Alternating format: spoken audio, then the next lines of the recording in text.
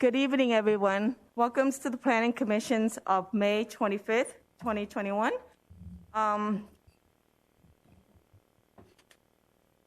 Tonight we have, let me see, got a few things that we need to do.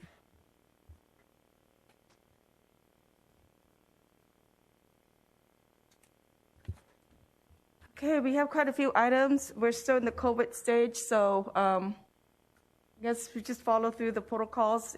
Ones who cannot make it, we can still do YouTube's or over the phone conference. Please call in before certain times or email then. And public comments in addressing the commission. Any person wishing to address the Planning Commission on any matter listed on the agenda or on any other matter within jurisdiction is asked to complete a speaker card that is provided on the speaker podium and submit the card to a planning department staff. Please identify on the speaker and whether you are speaking on an agenda items or non-agenda item. Requests to speak on non-agenda items will be heard during oral communication before the public hearing sections of the agenda. Oral communications are limited to 30 minutes. Generally, comments are limited to 5 minutes per speaker unless further time is granted by the chairperson. The chairperson may also, at his or her discretion, further limit the time of each speaking in order to accommodate a large number of speakers and to ensure that the business of the Planning Commission is effectively conducted. Any testimony or comments regarding a matter set for public hearing will be heard during the public hearing for that item. We're going to take a moment of silence, followed by prayer, meditations, and then Commissioner Gutierrez will lead the Pledge of Allegiance. We have a roll call. So please join me. Hold on.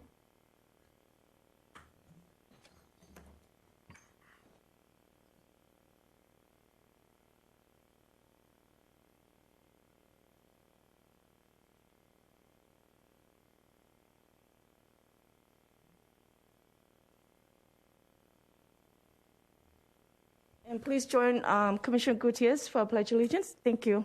Please place your right hand over your heart and ready, begin. Pledge allegiance to the flag of the United States of America and to the republic for which it stands, one nation, under God, indivisible, with liberty and justice for all.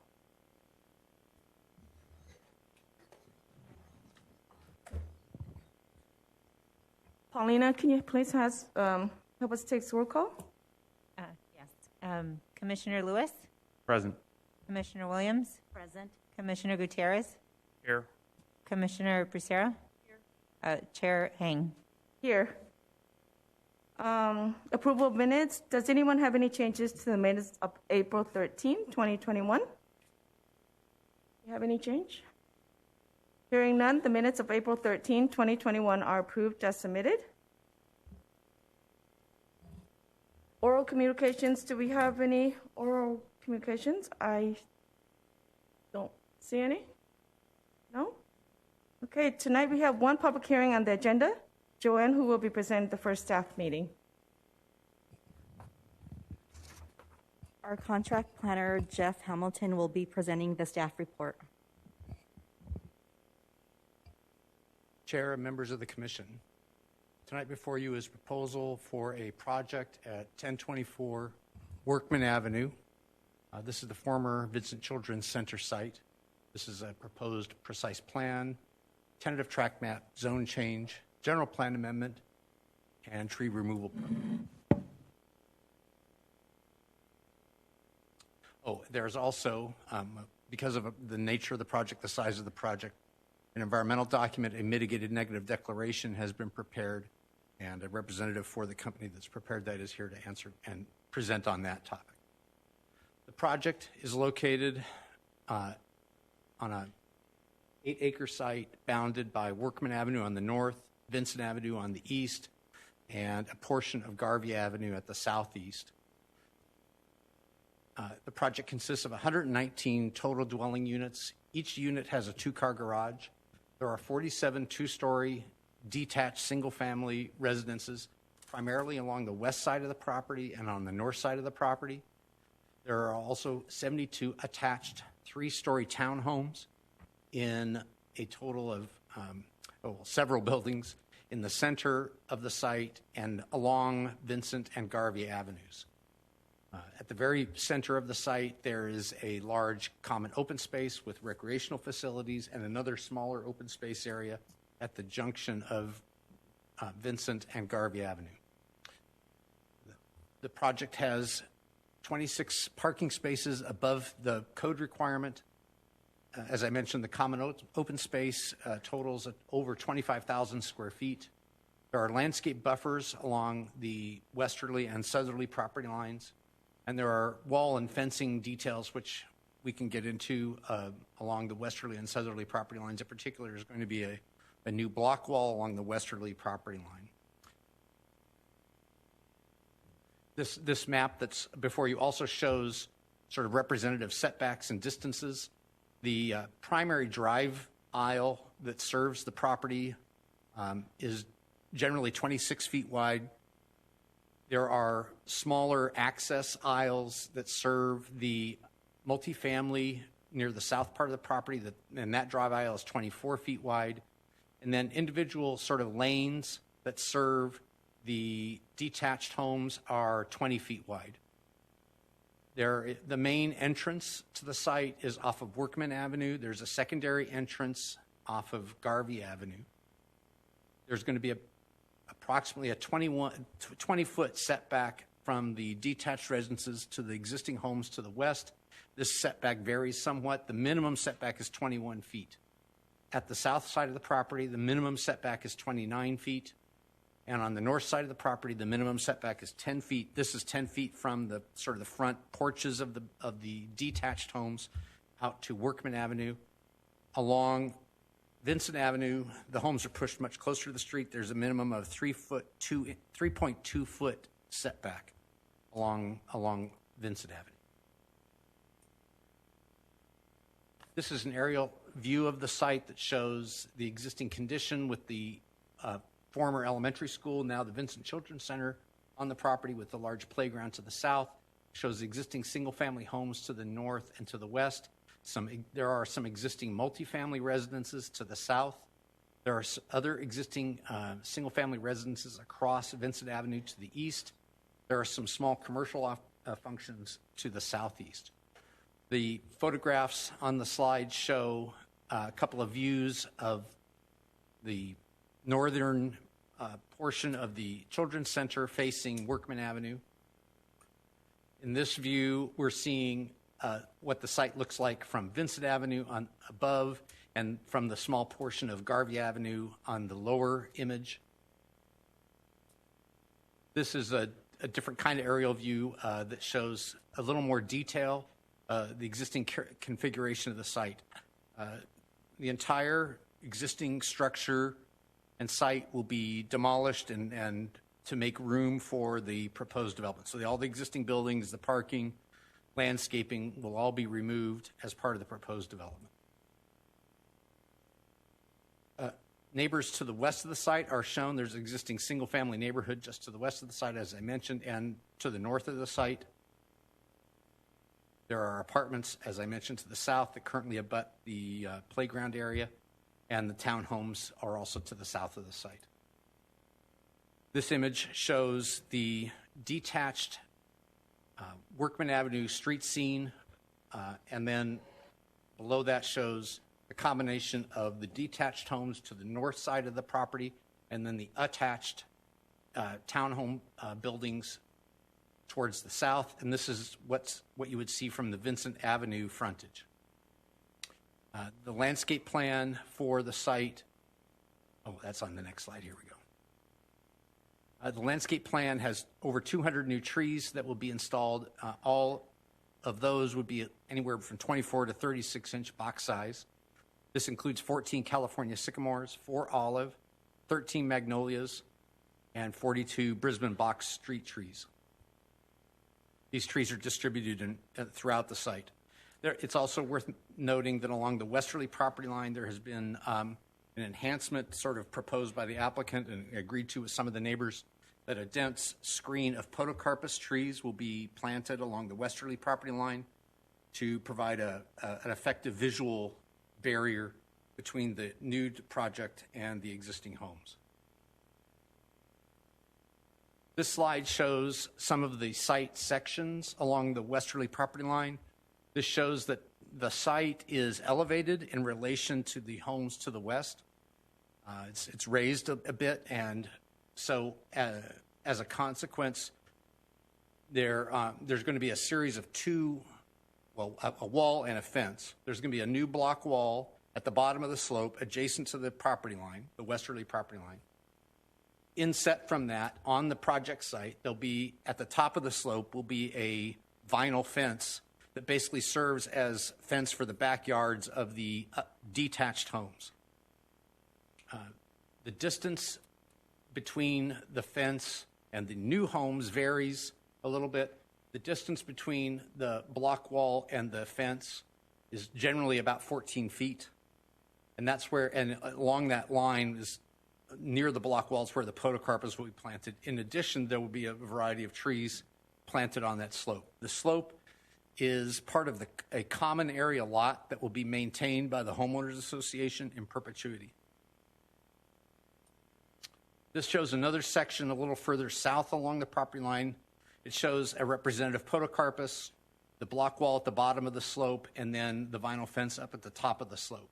In this location, there's a little bit more room between the block wall and the property line and the rear of the detached home just to the east.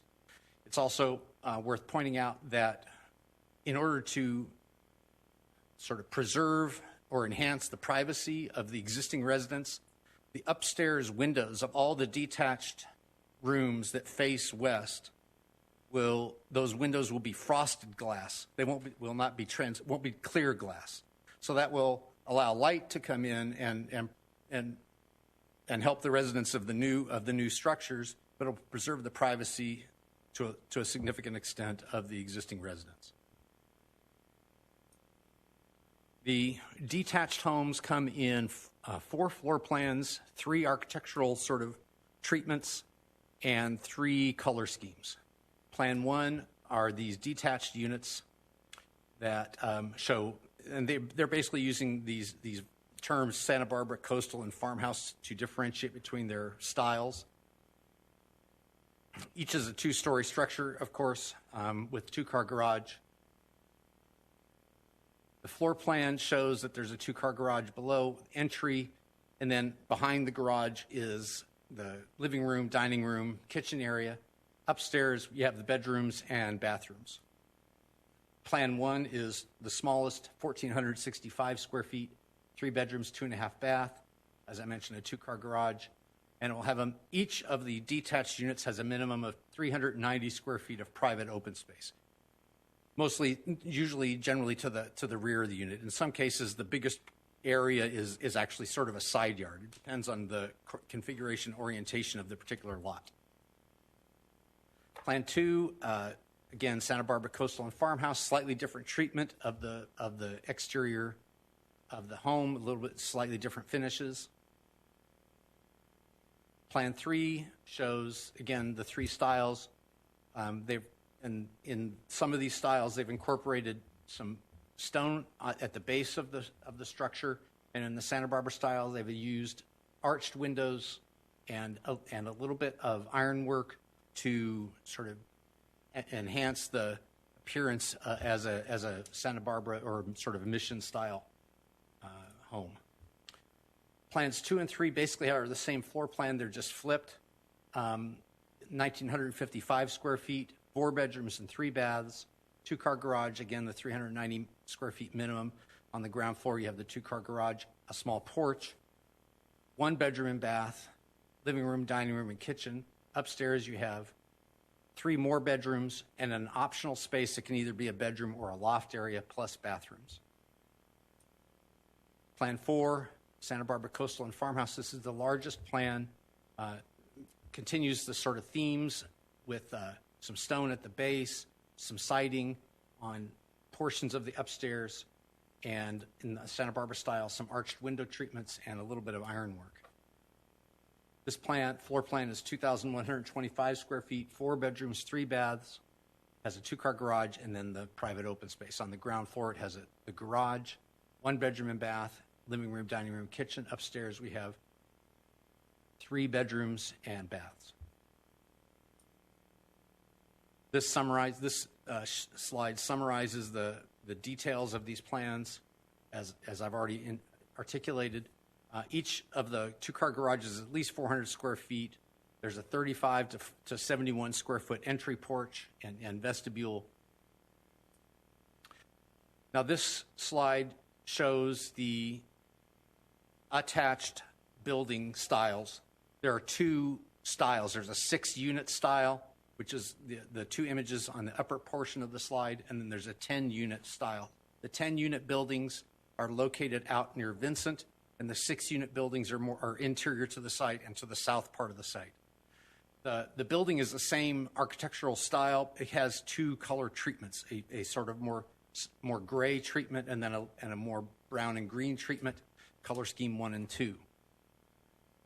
This has some of the same detailing as the detached homes with stucco siding, stone work near the bases, some wood siding or plank siding and treatments in some of the gable ends. On the first floor, you see on the 6-unit buildings, there are 2 floor plans, the Plan 2 and the Plan 3. The Plan 2 are the sort of blue, and the Plan 3 are the tan. So in the Plan 2, they're proposing tandem parking spaces. Still can get 2 cars in there, but they would be tandem rather than side by side. In Plan 3, the cars are traditionally configured. There's a porch, an entry vestibule storage area on the Plan 2, and then the parking on the Plan 3.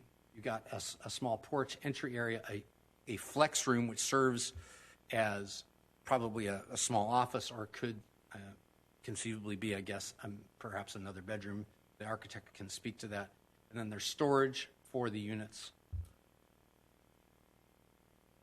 On the second floor, you've got a balcony or deck for each of the units, living room, dining room, kitchen. On the Plan 2, you've got a bedroom and a bathroom, and on the Plan 3, you've got bedroom, bathroom, and a flex space and office space. And on the third floor, on Plan 2, you've got a bedroom, 2 bedrooms and 2 bathrooms, and a laundry room. Same for Plan 3, 2 bedrooms, 2 bathrooms. Plan 2 is 1,505 square feet, 460 square foot 2-car tandem garage, 35 square foot porch, entry area, and 400 square feet or more of storage at the ground floor. Upstairs, you have the living room, dining room, kitchen, bathroom, 107 square foot deck. And on the third floor, you've got 2 bedrooms, bathrooms, and a laundry room. In Plan 3, it's 1,822 square feet, just over 400 square foot 2-car garage, 107 square foot porch, or balcony. I mean, that's on the first floor. Porch on the ground floor. The flex room, and then 210 square feet of storage. On the second floor, living room, dining room, kitchen, bedroom, bathroom, the office space, and a 107 square foot deck, just like in Plan 2. 2 bedrooms, 2 bathrooms, and a laundry room on the third floor. This shows another version of a 6-plex building where you've got a Plan 1 included at the end of the building. So this is a rectangular unit, almost square. And on the ground floor, you've got the 2-car garage, storage, entry. Plan 2 and Plan 3 are the same as in the other version of the 6-unit building. On the second floor, we've got more living space for the Plan 1. And on the third floor, we've got bedrooms and bathroom space. This shows the first floor plan of the 10-unit building. Same floor plans for the Plan 1, Plan 2, and Plan 3 units. Same floor plans for the second floor and the third floor. Plan 1, 1,214 square feet, 2-car, 416 square foot garage, small porch, entry vestibule, and 400 to 500 square feet of storage, cubic feet really of storage. On the second floor, living room, dining room, kitchen, small powder room, and 82 square foot deck, 2 bedrooms and a bathroom and a laundry room on the upstairs for the Plan 1. On Plan 2, it's the same as in the 6-unit buildings, 1,505 square feet, two-car tandem garage, small porch, storage area. On the second floor, living room, dining room, kitchen, 100 square foot balcony, and then bedrooms, bathrooms, and laundry room on the third floor. On Plan 3, 1,822 square feet, 2-car garage, 107 square foot entry porch, 210 cubic feet of storage. On the second floor, living room, dining room, kitchen, 107 square foot balcony or deck, and then on the third floor, bedrooms, bathrooms, and laundry room. This slide shows architectural, artistic renderings. These are not obviously photographs, but these are highly accurate renderings showing on the one image at top is the main entrance off of Workman Avenue, what it would look like with detached homes flanking the main entryway. The image below that shows some of the interior courtyard and playground amenity space on interior to the site. On this image, we're seeing a sort of bird's eye view of the site on the upper right corner, looking east or southeast across with the detached homes in the foreground and the attached homes in the background. Bottom left in this slide, we're seeing what the project would look like along the Vincent Avenue frontage with the units close to the street. As we mentioned, there's a tree removal permit where I think it's 8 significant trees are proposed for removal. Most of these are oaks. There is also a crepe myrtle. The trees were identified by the arborist as part of the analysis for the environmental document. The locations are shown. Most of these trees are around the edge of the site, near the sidewalk. Again, most of the trees near the sidewalk. There were sort of late in the process some oak trees identified. They presented or appeared more like shrubbery, but they're actually trees that when measured were determined to be significant under the ordinance. These are located along the westerly property line near the existing homes to the west of the site. In the staff report, there's an error in the discussion of traffic impacts and trip generation. We were using numbers and information from another project. This project is proposed to generate, or is anticipated to generate, 971 daily trips, 69 trips during the AM peak hour, 86 trips during the PM peak hour, to evening peak hour. This compares with the existing educational facility that was estimated to generate between 956 and 2,133 daily trips.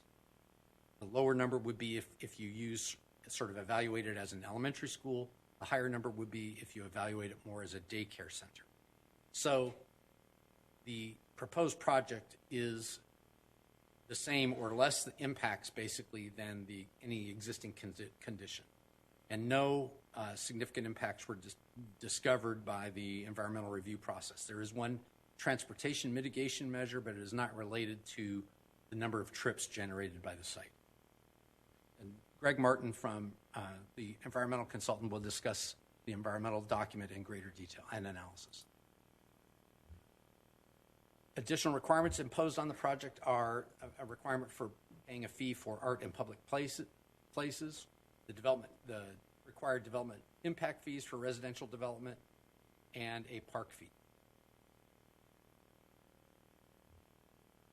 It's worth pointing out that the project will provide a significant number of housing units that will help the city achieve its housing production goals under the Regional Housing Needs Assessment. Also, this project proposes higher density housing, which is the kind of housing and the kind of project that is being encouraged sort of throughout Southern California when it's located near major streets, transit corridors.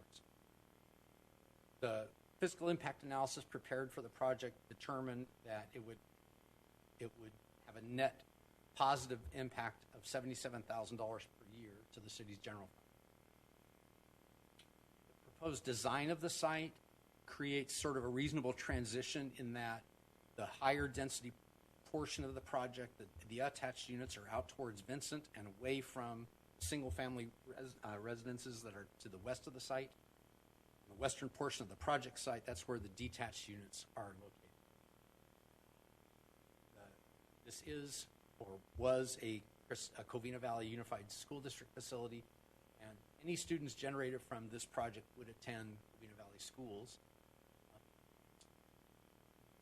Any proposed development of the site will have to pay school impact fees, which would offset generally any impacts related to the schools. The school district has obviously felt that there's a reduced need for the facility, is in the process of selling it to the developer, which creates a residential reuse opportunity for the site. As part of community outreach, the developer has conducted neighborhood meetings on August 22nd through the 29th of last year via Zoom, and on March 5th of this year. Developer outreach has been ongoing in different forms since 2019, both in person, door-to-door, by email, and by Zoom. And for this hearing tonight, legal notices for the CEQA document were sent out, was provided on March 22nd. Comment period on the document ended April 21st. Public hearing notice for tonight's hearing was sent out on May 10th. Public notice was also posted on the property, shown here. Was also the notice for the hearing was also posted on the city's website. It was also published in the newspaper, and notice was mailed to 123 owners and occupants within 300 feet of the site. As I mentioned, because of the nature of the project, an environmental document has been prepared according to CEQA. It was circulated from March 22nd this year to April 21st. Comments have been received. Now I'm going to turn the presentation over to the consultant, Greg Martin, so that he can proceed with that.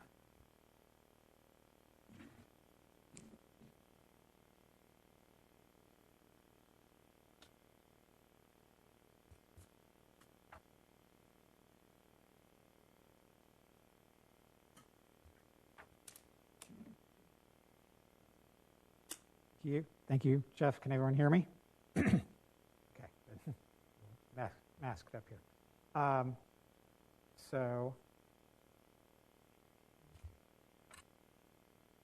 Thank you. As Jeff said, my name is Greg Martin. I'm with Rincon Consultants. We prepared the initial study and mitigated negative declaration for this project.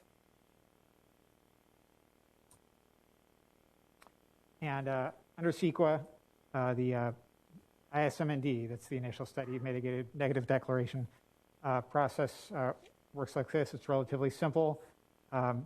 The city prepares the draft ISMND, and I say the city here, Rincon did prepare it, but we prepare it. We submit an administrative draft to the city. They review it and approve it, so really it's the city's document. And then once after they've given the okay, approved it, city publicly circulates the document, draft ISMND, and as Jeff said, there's an opportunity for the public to comment on the draft ISMND from March 22nd of 2021 to April 21st, 2021, so a 30-day public review period. And now we have the Planning Commission hearing. And then if this is goes on to City Council after that, the city would prepare findings, and the City Council would vote on whether or not to adopt the initial study MND, and then vote on whether or not to, or it would make a decision on the project.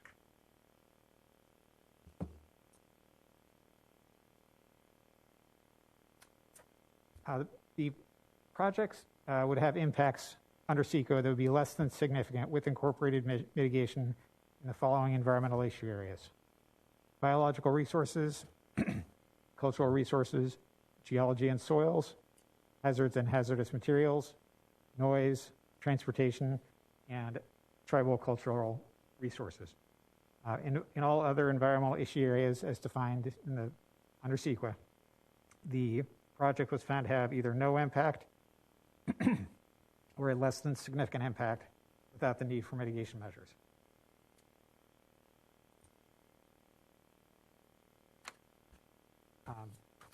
So among the project's significant but mitigable impacts means it's less than significant, can be reduced to a less than significant level with mitigation.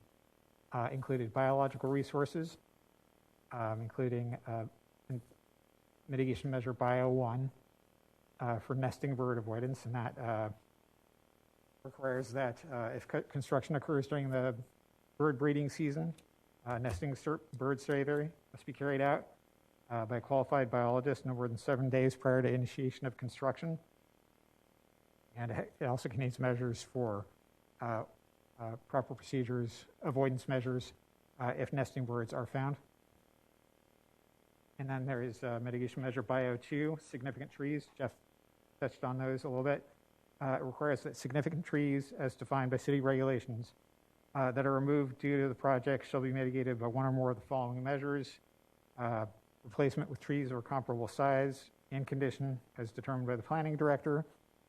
Relocation on or off site with submission of an arborist report describing the method and 1 year survival guarantee of its relocation, or payment of the proper restitution value of the tree, or donation of a box tree to the city or other public agency to be used elsewhere in the community.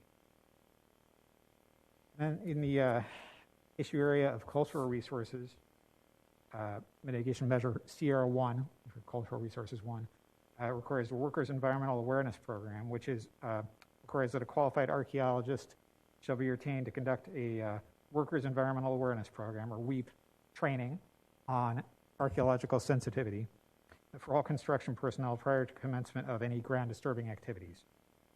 The training shall be conducted by an archaeologist, qualified archaeologist, and to make the construction personnel aware of potential significant cultural materials that could be encountered, if any.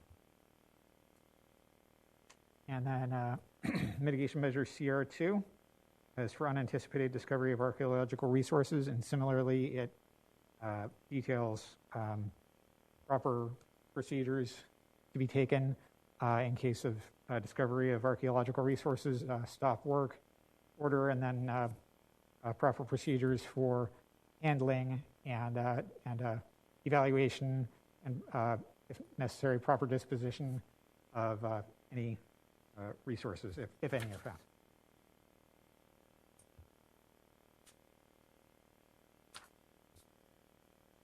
So under geology and soils, under CEQA, the issue area of paleontology is actually under the heading of geology. So similarly, mitigation measure GO1 contains measures for proper handling and disposition of paleontological resources, if any are found.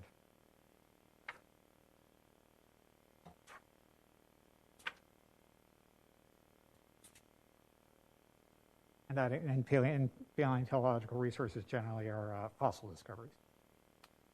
Then under the issue area of hazards and hazardous materials, mitigation measure has one, suspect asbestos-containing materials. Maybe it should have been phrased as suspected asbestos-containing materials, or it could also be phrased that way.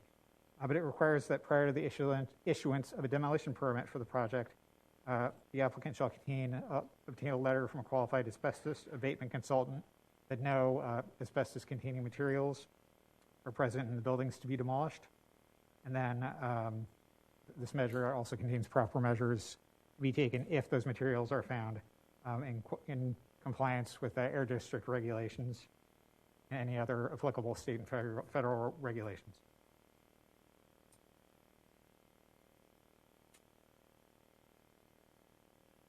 In the issue area of noise, we have mitigation measures NOI 1 for construction noise reduction.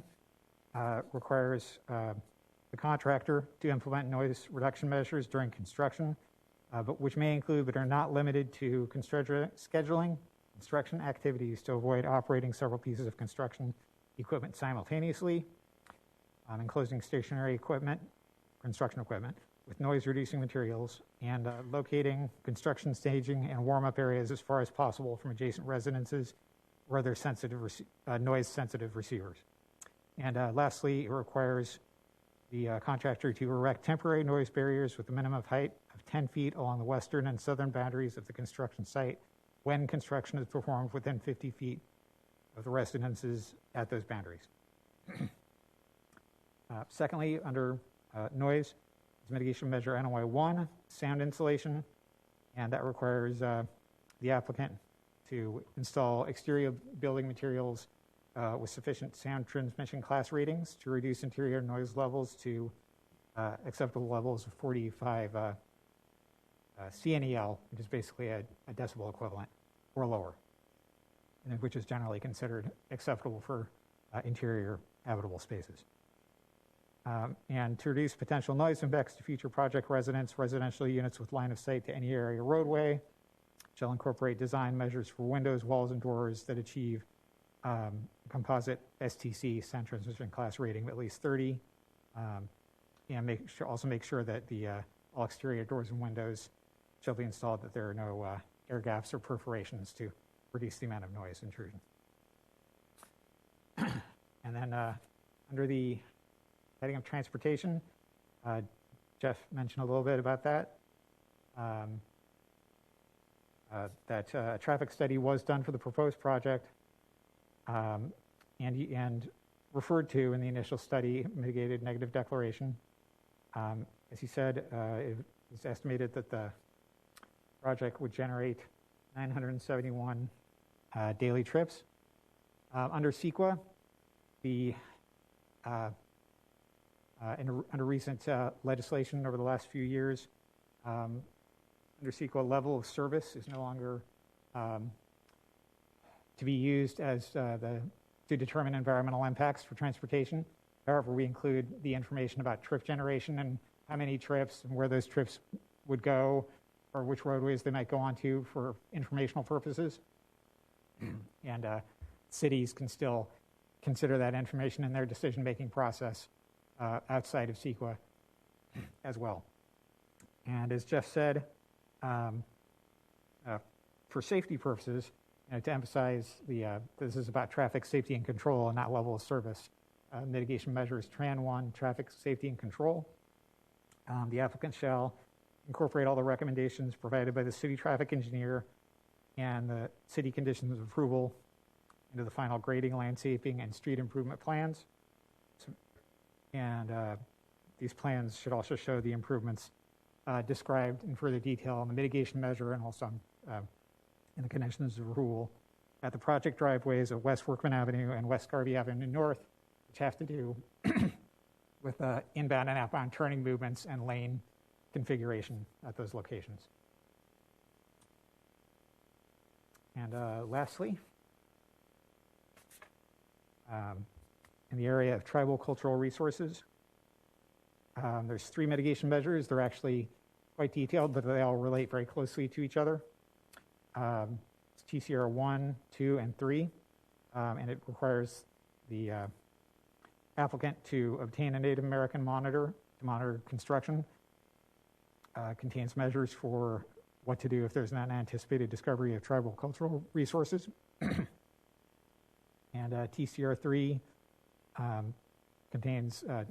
tells the applicant, the contractor, what to do if there's an unanticipated discovery of human remains and associated funerary objects. So next steps in the CEQA process, and also just for the proposed project in general. Tonight, the Planning Commission will make recommendations regarding the proposed project and the initial study and mitigative negative declaration to the City Council. And any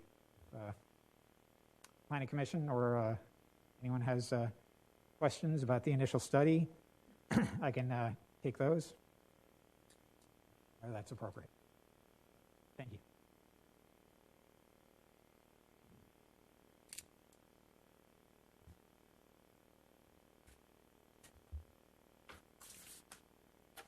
Okay, thank you. Staff and our consultants. I'm sorry, the presentation is not completed. Oh, okay. We're going to continue. Thank you.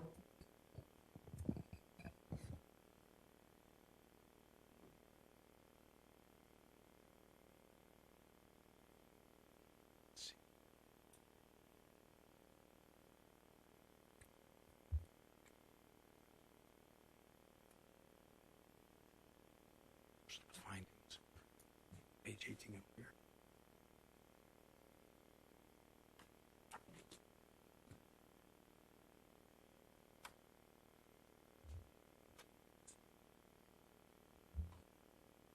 Right down here.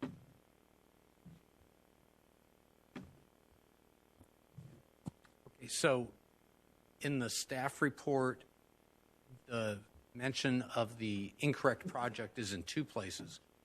It's in both the discussion of traffic impacts sort of in the body of the report, but it's also mentioned in the section devoted to the environmental determination. Again, this section that mentions the Cameron Avenue project, the Toluca Avenue intersection, that's incorrect.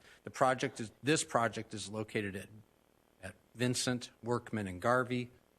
Total of 971 daily trips, and no traffic impacts are associated with the amount of trip generation with this project. The environmental document determined that no impacts would occur and no mitigation measures are proposed to deal with daily trips. With that, staff recommends that the Planning Commission adopt the resolutions and recommend that City Council approve precise plan number 20-06, tree removal permit 21-03, tentative track map number 83-166, general plan amendment number 20-02, and zone change number 20-03. With that, I and Greg are ready to answer any questions you may have about the project. Okay. Thank you, Greg, and thank you, consultants. Does any commissioners have any questions for our consultants or staff? Sure, I have a few questions. Go ahead. So with regard to the 10-plex that is proposed for this particular project, has the Planning Commission ever approved the development of a 10-plex development such as this, or a 10-plex building? I know we've done 6 and 5. I'm just trying to figure out if we. I'll have to defer to Joanne on that.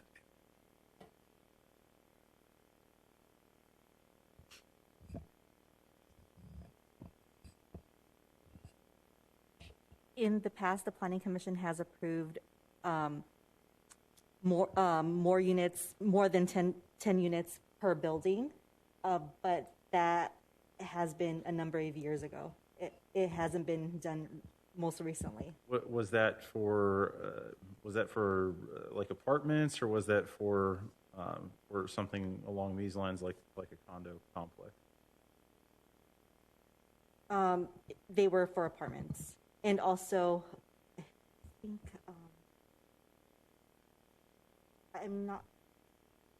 I believe there is a development along Grand that may have more units than 10 units per building. Okay. And then with regard to the private open space, what is the shortest distance between I guess this would be the rear or the side of each single family detached unit, and that vinyl fence that abuts the existing neighborhood? The shortest distance? So my understanding is you said that the average distance was, I believe, 14 feet? Generally, yes. What is the smallest, I guess, if you will, and indulge me, quasi setback? Because 21 feet. I understand the setback's 21 feet, but what's the distance, the shortest distance between the back or the side wall of the unit and the vinyl fencing. Oh, the vinyl fence, the Correct. for each unit. For the private open space. Right. Let me see if I can pull up the plans themselves and get that level of detail.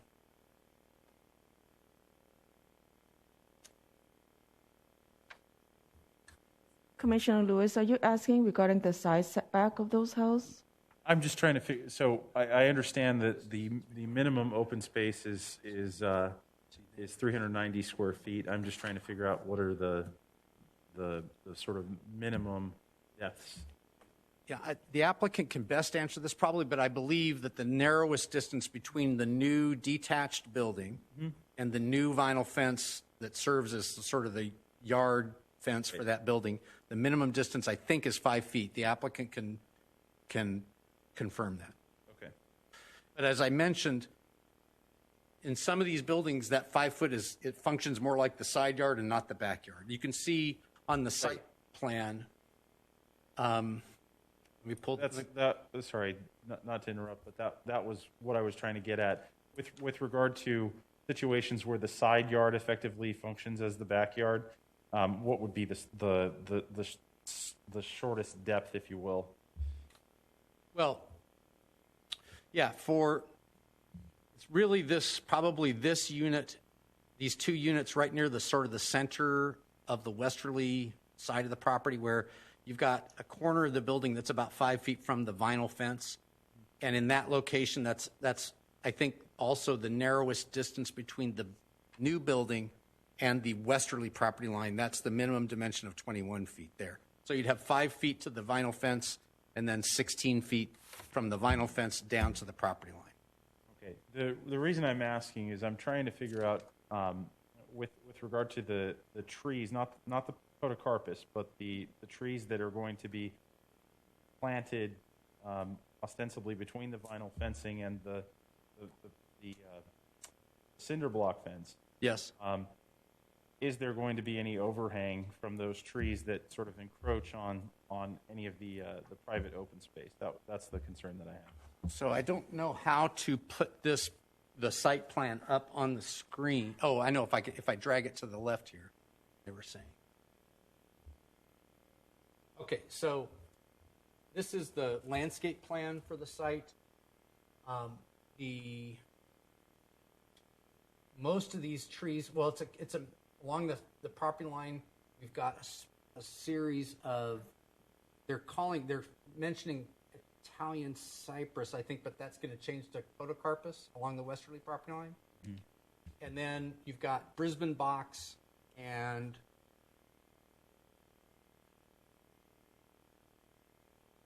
Australian willow or African sumac, plus the podocarpus along that sort of westerly property line. So yes, in some of these places, especially sort of at the narrowest locations, the trees are going to overhang the rear yards or the side yards of those units, undoubtedly. So I guess my question is, from a functionality standpoint, what can be done to? Is there anything that can be done? I guess I can ask the developer this, but what could conceivably be done to limit the impact of the use of that proposed space? But that's a question I'll ask the developer. And then quick question regarding the general plan amendment and the zone change. My understanding is that this would be an instance where we would be going from R1, which is what it's zoned now, to medium density for up to 20 units. My question is, what can be, or first and foremost, did we consider a specific plan designation for this site as opposed to a zone change like that? There is a specific plan proposed for the site that will, in essence, replace the zoning standards for whatever's mentioned in the specific plan in terms of parking, setbacks, height. Those replace the zoning standards in the zoning ordinance. So there is a specific plan proposed for the project site. Okay, understood. However, we will be changing the zoning over to medium density, correct? Is that what the proposal is? The proposal is to change the zoning to, yeah, I think it's medium density, or is it high? Joanne? I'm sorry, the proposal is to change the zoning designation from R1 to a specific plan, and to change the general plan designation from low neighborhood residential to medium neighborhood residential, which provides a density of up to 20 units per acre. So the question that naturally emanates from that is, in the event that this project is approved and the developer is unable to develop the site, where does that leave the city in terms of being able to deviate from the zone change that we've approved in terms of a new development that would potentially come in the future? The general plan change will stand, and also the specific plan will be in place. Adopting the specific plan requires a zone change. So the zoning of this particular property will default to the specific plan itself. So any future development would have to comply with the specific plan unless another application is submitted to the city changing that. Okay. All right. Fair enough. Just wanted to get that clarified. Thank you. Okay, thank you. Does other commissioner have questions for our staff and our consultants? I have a question of staff. In the report, it starts out identifying on one of the resolutions that you're looking at doing a condominium map under the vesting. But then in the report, it also talks about individual lots. I'm curious to know, under the vesting tentative map, are they going to be condominiums or will they be individual lots? My understanding is that these are all individual lots. Even the townhomes basically are individual lots. It's a condominium map in part because they have common open space. They have common lots of, in shared ownership. For example, the westerly property line, there's a strip of land that's a common lot. The private drives are on the common lot. So when you have that, typically it's in a vernacular sense, we describe it as a condominium map because there's those common areas. But it's not I don't believe, and Matt can correct me, I don't think it's a traditional condominium because these are individual lots, individual homes for sale. Some are detached, some are attached. Okay, thank you. Thank you. Anyone else has questions? If not, If not, we're going to open up for public hearing. We're going to hear testimony from the applicant, those in favor, then those who oppose, and then we're going to hear from the applicant for the rebuttal, what have you. Following that, we're going to close the public hearing, and then we're going to open up for commission discussions. Sorry. So let's hear from the applicant first. Please come up.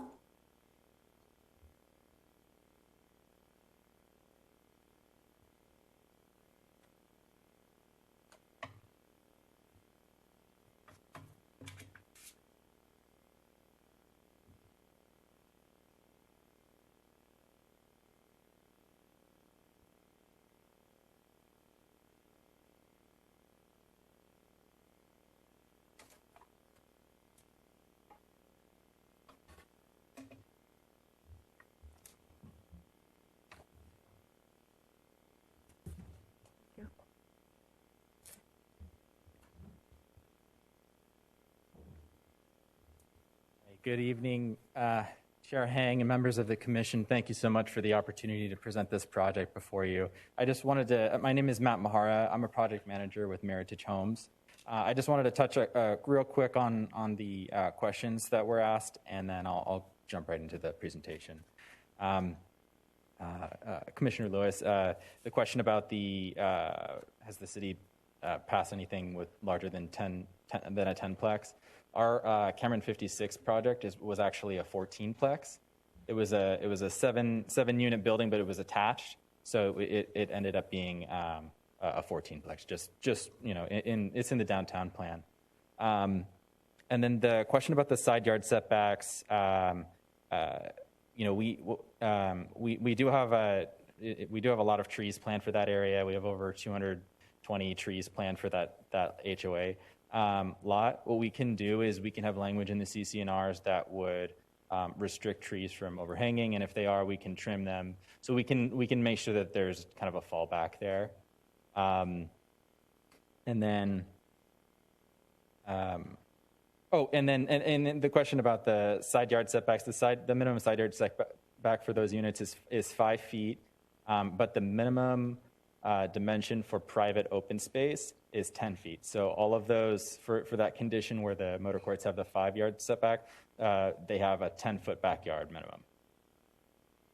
And then Commissioner Williams, this is just for clarification, it is a condo map, but the motor court, the detached units, are fee simple. Just for clarification, so that the townhomes are condos, but the motor court detached homes are fee simple. Okay. So I just want to take an opportunity to thank staff for an extremely thorough staff report. It's working with the city. It's been a truly transparent and cohesive experience working with everyone on city staff, and we look forward to any opportunity for future development within the city. Next slide. Oh. You have to.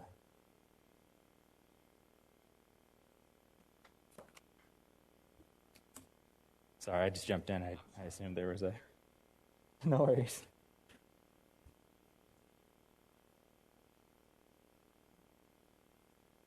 That's the one. Yeah, thank you.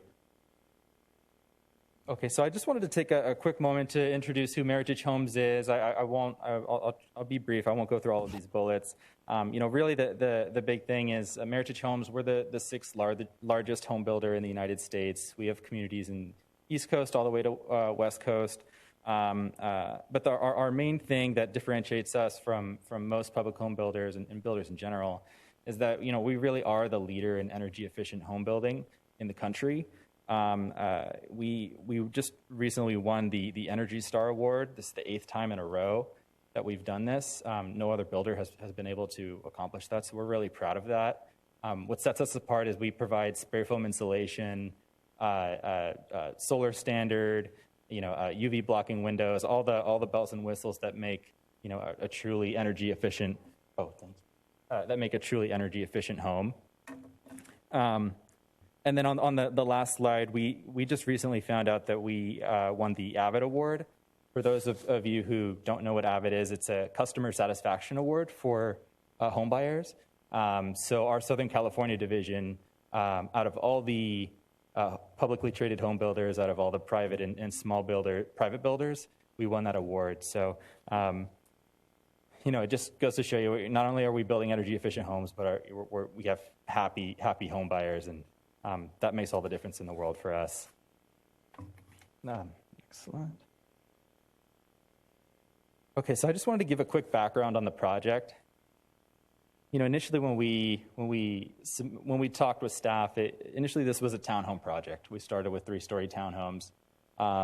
We had over 170 townhomes planned, but after meeting with staff and after meeting with neighbors, getting feedback from all the different players, we heard you really want to go with single-family detached homes next to the existing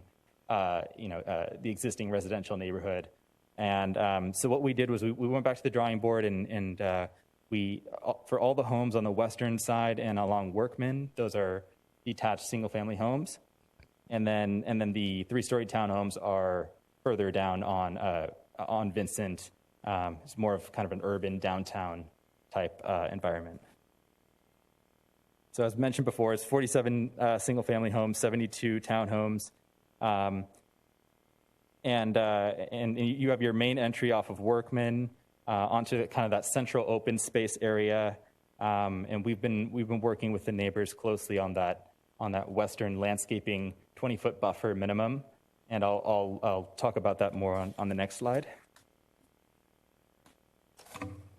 So this is an image of the existing Vincent Avenue corridor. As you can see, it's not the most pleasant place to walk right now. It's a chain link fence. It's a covered chain link fence. So as it stands today, it's not the most inviting street scene. And then this is the street scene that we're proposing today.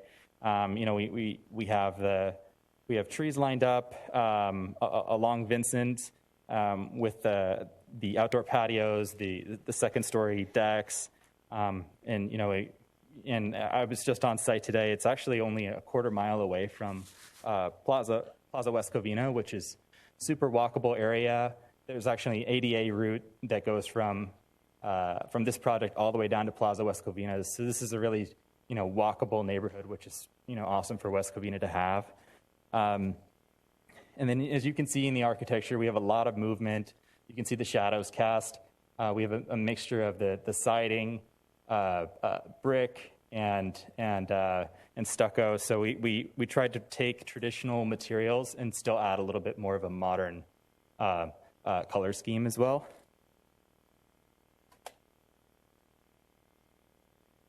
So this is an image of the before, showing workmen on the left edge of the screen.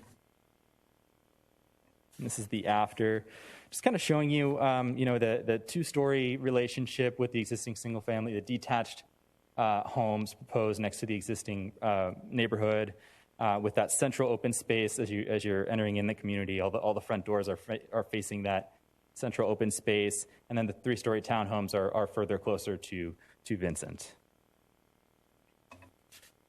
And this is the entry sequence here. You can see this is not a gated community. We have pedestrian portals as you're walking through on both sides of the street, with entry monumentation and the palm trees leading out onto the main driveway where that central open space area is located. So neighborhood outreach, we really pride ourselves on having extensive neighborhood outreach. This is one thing that we really focus on as a developer. We strive to reach out early and often. That's our priority.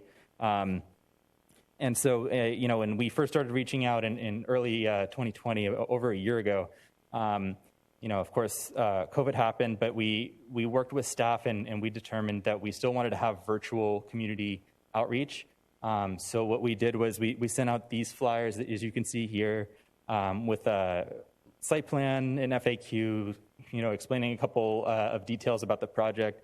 And then also everyone within a 300-foot radius was noticed these flyers. And these flyers included a QR code and a link so that people could arrange for an hour with me during a specified time. And we could answer any questions or concerns that they had about the project. We received really positive feedback from that meeting. So in addition to that Zoom meeting that I just referred to, we also had separate Zoom meetings with residents throughout the city and also with adjacent neighbors. We had one-on-one phone calls and meetings. From my counting, it was over 30 to 40 meetings with neighbors, sitting in their backyards, making sure that we're really gathering the feedback that we need in order to make a smart community. And ultimately, through their feedback, we've been able to make a better project for it. I just wanted to touch on a couple topics that were brought up during our meetings. Number one was privacy, and I totally understand that. So it was about maintaining the adjacent neighbor privacy. And then related to that was landscaping. How is that going to be treated on the western edge? So the original design, when we first started talking with neighbors, was to provide that HOA lot along the western edge. And the discussion was, how is that? You still have a 5-foot differential. How are you going to be maintaining my privacy? So we worked with the neighbors and we came up with a good solution here. What we did was we offered 2 rows of trees. The first row directly adjacent to the property line is tall podocarpus trees planted as closely as possible so that you're getting this green wall effect. And then at the top of slope, we have another layer of trees. And then on top of that, what we're doing is we're providing opaque glass for the second-story windows so that, and in most cases, those are fixed windows so that folks can't be looking into the backyards of these neighbors. They're only getting light in from those windows. So we worked really closely with the neighbors to come up with this solution. And I bring up the tree planting plan just to show you, we have over 122 trees, including the podocarpus, that's lined up on that western edge. We have 23 trees on the south. In total, between those two, we have 145, and we have over 277 trees planted throughout the entire project. The next one was parking, and it's always a topic for every community. After working with the neighbors and the residents of the city, we identified 12 additional parking stalls. So we identified 8 along the southern property line and 4 between each of the townhome buildings, and I have them circled there. And on top of the parking, we have language in the CC&Rs for this HOA that require that each homeowner park 2 cars in each garage to make sure that each of the residents is complying with this requirement. And then the last question was, what type of amenity is this? Some folks were, they were concerned that if it was going to be a pool area, if it was going to be gated, they wanted to know what that space was going to be like. So here you can see a blow up of that space, and it's that centrally located area with the mailboxes, and you can see the turf area with a shaded structure, and then the tot lot adjacent to it with picnic tables, doggy bag station, just a nice place for people to go and enjoy the weekend. And here's a rendering of that. You have it in your booklet, just showing how that space is realized with the front doors of the townhomes facing onto the open space area. And then here's just a blow up of the secondary open space area, just kind of showing you another pocket for residents to enjoy, have a picnic, walk their dog. So that's at the corner of Vincent and Garvey. In conclusion, this is an opportunity to create, new attainable single-family housing in the city. This is because of the nature of the project with the motor core, the detached homes, and the townhome. There's a wide variety of housing types for multiple buyer profiles. So it's an incredibly attractive part about this project. We've worked closely with staff throughout this process. And then, most importantly, we worked with neighbors, and we've been working with neighbors for, over a year now. You should see letters of support in your packet from direct adjacent neighbors. Again, we pride ourselves in that type of outreach. So thank you so much for your consideration. I have my team of consultants here. I have our landscape, civil, and architects, if you have any specific questions. Thank you.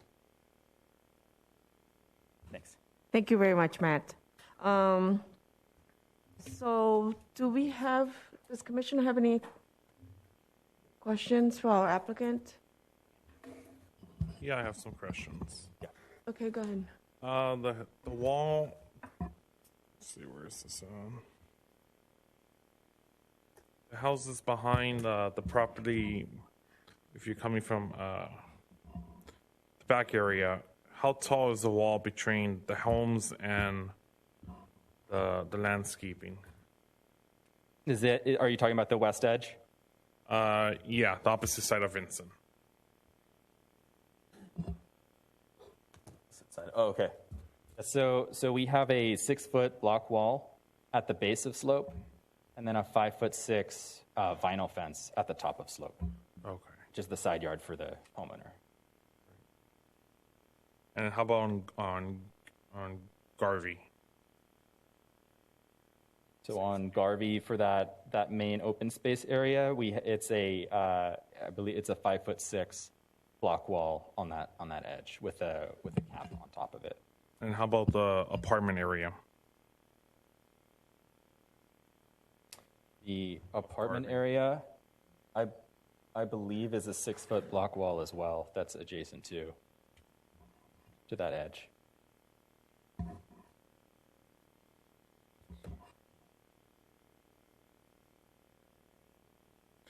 And will the homeowners association be implementing in your parking areas, parking spot stalls?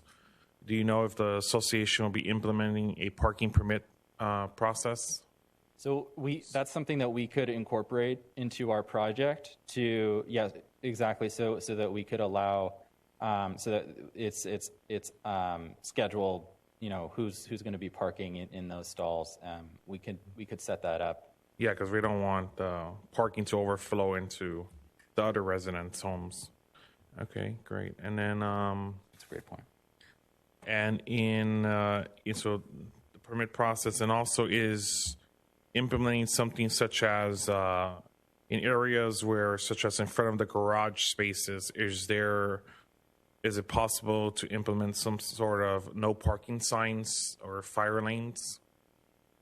Absolutely, yeah, and I believe that they would be posted already, but we'll make sure that is something that's shown, that people can't park in front of garages or anything like that. Great. Yeah. My last question is, which I didn't see in the plans, but are you going to put lights around the area? Yes. I'm assuming. Yeah. Okay. Great. It's not going to be pitch black.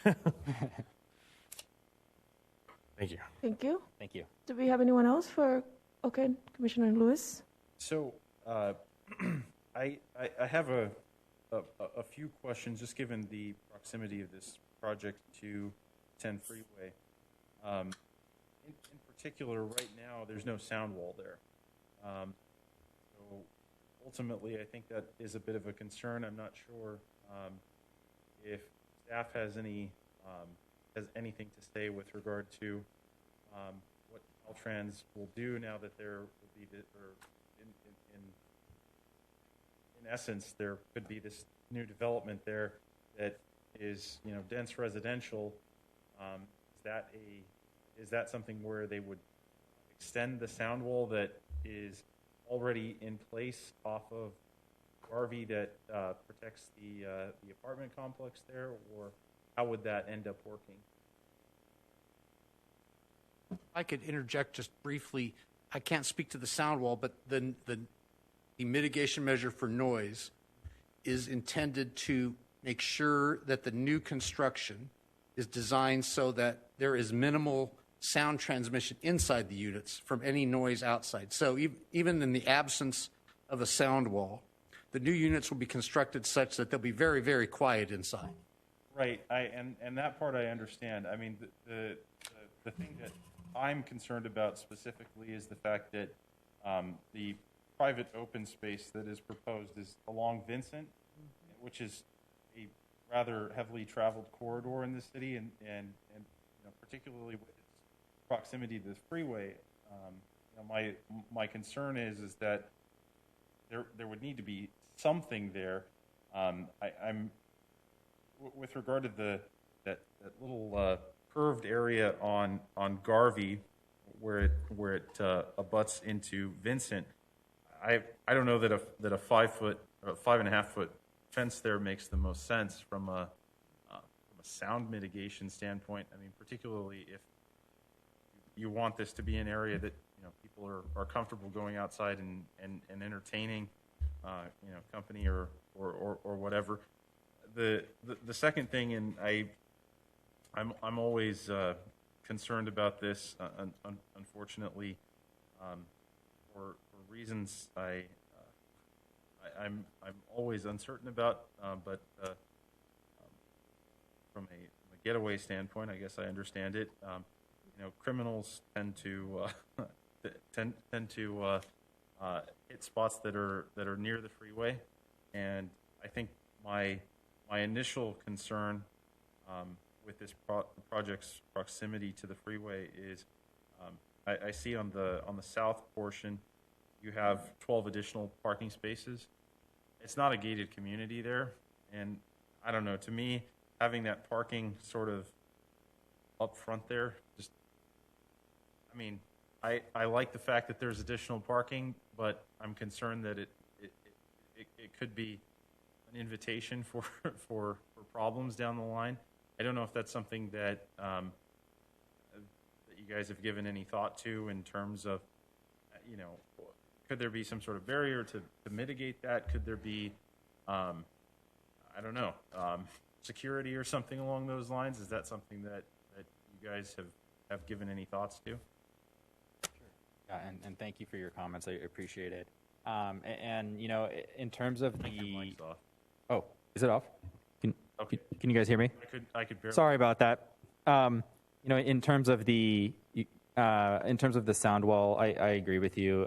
You know, it is going to be a concern. I mean, initially we just had kind of a half wall, and then we walked in the area, and obviously we knew that it had to be, you know, a full size wall. So it would be a 5'6" wall with a cap. That being said, if that's an issue, in our specific plan, there's a maximum 6 foot tall wall requirement. But we're writing the specific plan standards. If you feel that wall needs to be taller, we can talk about that. So with just so I'm clear, with the cap, how tall is that? I believe wall? it's 6 feet total. With the cap, it's 6 feet. With the cap, so what does the cap look like? It's just it's the same material, but it's just an end piece basically. Okay, and is that a vinyl construction, or is that? Oh, it's a block. It's a split face block wall. Okay, understood. Yeah. All right. So you know, if that's something that you think is necessary to increase the height of that wall, I do understand that. Yes. I mean, my only trepidation about that aspect of it is really just the fact that there is no existing sound wall there, and the question is, if this is approved, how quickly is that going to change? And I understand that that's something that we may not have any control over because that's within the province of Caltrans and the state. So, you know, the question is, would we be inclined to put in that requirement when it may not always be necessary? And I think that's an open question. Yeah. Yeah. No, that's a good point. A higher wall would serve two purposes. Vincent right now has a public sidewalk that people can walk all the way down to the plaza. Right. And I imagine that will continue. And noticing the layout of those outdoor patios, and you're saying that wall would be about 3 feet high? Yeah, the patio walls, yeah, correct. That's going to be right next to a public sidewalk. That is correct. So now the question is, for security purposes, are you guys going to design some type of special lighting in the evening so that when the residents are asleep, they don't have to be concerned with someone choosing to leave the public sidewalk and come over the 3-foot fence into their backyard? Then I'm assuming there's a sliding glass door that leads into the unit? No, it's a regular lockable front door. Okay, so from the patio area Yes. that's facing there is going to be the regular front door? That's correct. Yeah.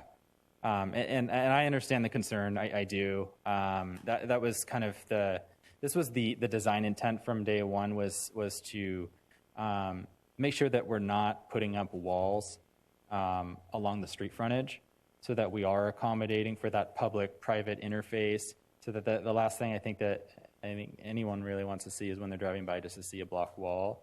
But to your point, though, I do understand the fact that, you know, noise is a concern, lighting, safety.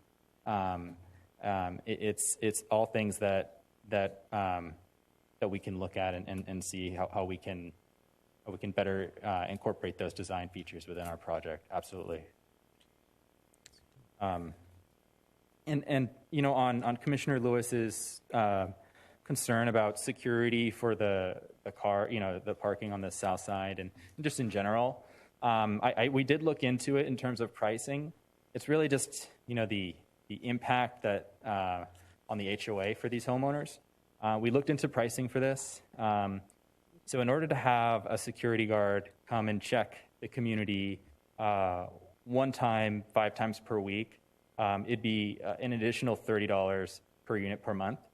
So right now we're anticipating about $150 HOA fee. So that could be an option if it's really just kind of impacting the HOA at that point. But if we were to have a full-time security service, that would it's pricey. And security services just by nature are that would be over $200 per unit per month on top of the 150. So I mean, it does seem a little bit cost prohibitive to increase it to $350 a month for this type of living. Can we make sure that there's like more lighting there? Better lighting in that area? Absolutely. Yeah, we can make that our focus just to see how that. But but maybe there's some sort of hybrid. Maybe we do look at that. How much more would it be if you were to make it a gated community? That would be a little bit more secure, so you could raise the wall higher where it was, where they could hop over, and then, I mean, is that a much? I know $150 for homeowners association is wonderful. They're almost non-existent. So, how much more would it raise if you could do something like? Because there has been some homeless problems near the freeway there, and those apartments as well. So. Yeah, and that I'd have to defer to staff on that. That it from the beginning it didn't seem like the city wanted to have a gated community. It's just kind of a general policy that they didn't want to have those types of communities, especially in kind of a transit area. For us, in terms of if we tried to convert that, you need a turnaround. So that would impact the efficiency of the project,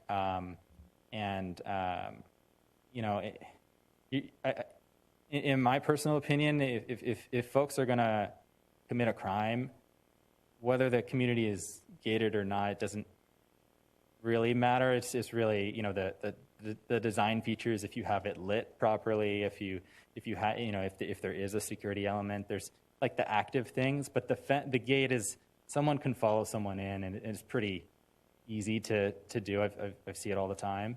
But I'd also just defer to staff on their policy on. Well, let me ask you this: since there's only 2 entryway, can they just put 2 gates over there? You're saying 2 gates? One gate on Workman area, the other gate's on Garvey area. That would be pretty much. Somewhat privacy, somewhat gated. So initially, when we had that, when we looked at this design, that south road was an EVA gate, and that was considered to have just kind of like a crash gate, I think we can explore that option if need be, just to force that to be an EVA. I'm not sure about access requirements. We'd have to get with the fire department to make sure that they're okay, because they do require 2 access points, and making sure that they're okay with that actually being an EVA gate. But we could explore that option if that's. Do we know if Garvey Avenue is gonna, that area, the loop area right there, is that gonna be a red zone right there? A fire lane zone? I believe so. Yes, I believe so. So, because I know if that is a red zone and the homeowners association really enforces the parking permitting and really enforces it with the towing company partnership, I think we can make sure that there's at least a lower crime rate in that corridor right there, because I know there's a lot of little crimes that happen in that area currently.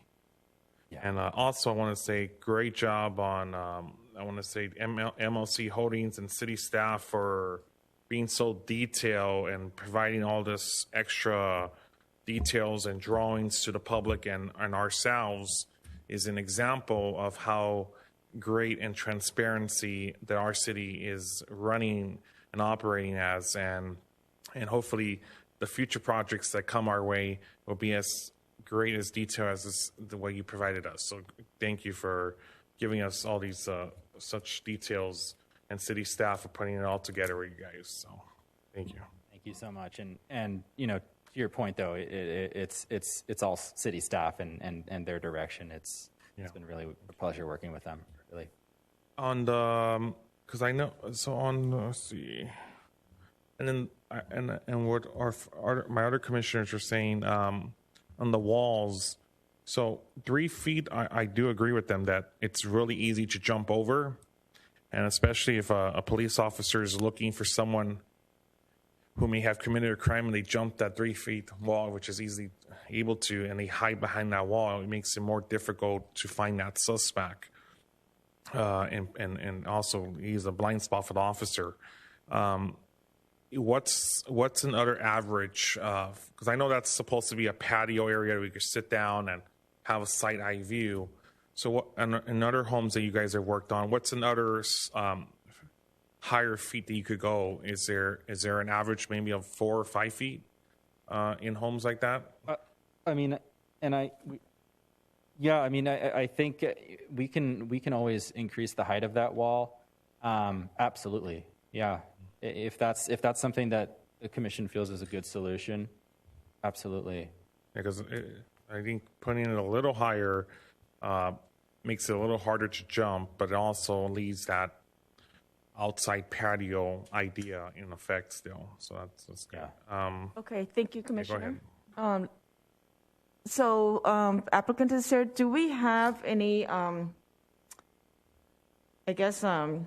speaker cards for projects and favors?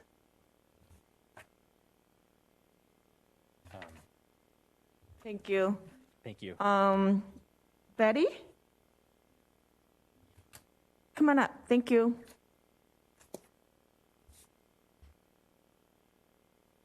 Hi, Hi. my name is Betty Arocho, and I've been living in West Covina in my home for 34 years. And I'm on the west side of where this project is on Workman. And I've been working with Matt and some of my neighbors, and he's been very forthcoming and trying to listen to all our needs, our objectives, because we didn't want a car dealership back there. We did want some kind of community, in addition to it. And I didn't want somebody to be looking over my home, but that's what happens, evolution, right? But with the trees that are being put there on our behalf, and there's a wall that's going to be put along the whole perimeter, it'll make it a little bit more cohesive and more tolerant of having to adjust to the changes. The one part that I still, think about is the height that's going to be from the level of my property to where theirs is going to start. That we've been going back and forth with that. I can't get it through my head where how high the property is going to, be looking over to my home. But I just wanted to say thank you to Matt for working with us, and that's it. Wonderful. Yeah. Thank you for coming.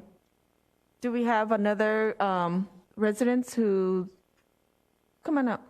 Could you please help us fill a pink card like this? Oh, no, it's okay. It's right up there.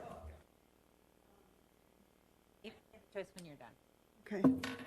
Hi, my name is Peggy Davis, and I'm Betty's neighbor, and I've lived on the street for 27 years, and Matt has been great. He has come into my backyard. I have a 15-foot high shrubbery right now, so I don't see the school. I also have a beautiful tree, which I'm going to have them remove because I don't want the new wall to break, and it's broken my wall, so they are helping us with the new wall. And he's been great. They've been calling us, they've been communicating with us, and so I just want to let you know we approve of the project.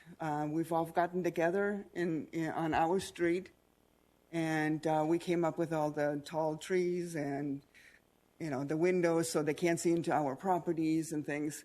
I mean, in a perfect world, it would stay the way it is because it's quiet, but I don't think we're going to have that much problems with noise. Thank you. Thank you so much for coming. You want me to fill this out? Yes, please. Yes. Okay. Do we have another residents who would like to speak in favors of the project? Please come up. If not, we're gonna. Oh, I'm sorry. Go ahead. Hello, my name is Fidel Mora, and I've been living in Murata as well, one of the neighbors here. And I approve of the project. I just had a few concerns, which you guys, they probably addressed it. They addressed it today, which was basically the parking and the privacy, and also the lighting from the actual parking structures or the parking space that's going to be there. I just wouldn't like, the lighting to come straight directly to my backyard. Like I said, the issue was, first and foremost was the dealership they were going to have. Now it's going to be the residential. And Matt here, he's been wonderful with us. He's been working with us. And basically, I approve the project. My concern, like I said, is the overflow parking to Murata side. In case somebody's having a gathering or something, they don't fit all their cars there. They're going to be overflowing to the Murata side. And basically, that's it. Thank you so much. Okay. Anyone else? If not, we're going to move to those who oppose. Oh, there's one more. I'm sorry. Come on up.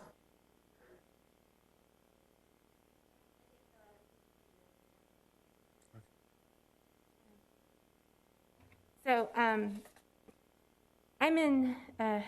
on Workman and been there for 50 years.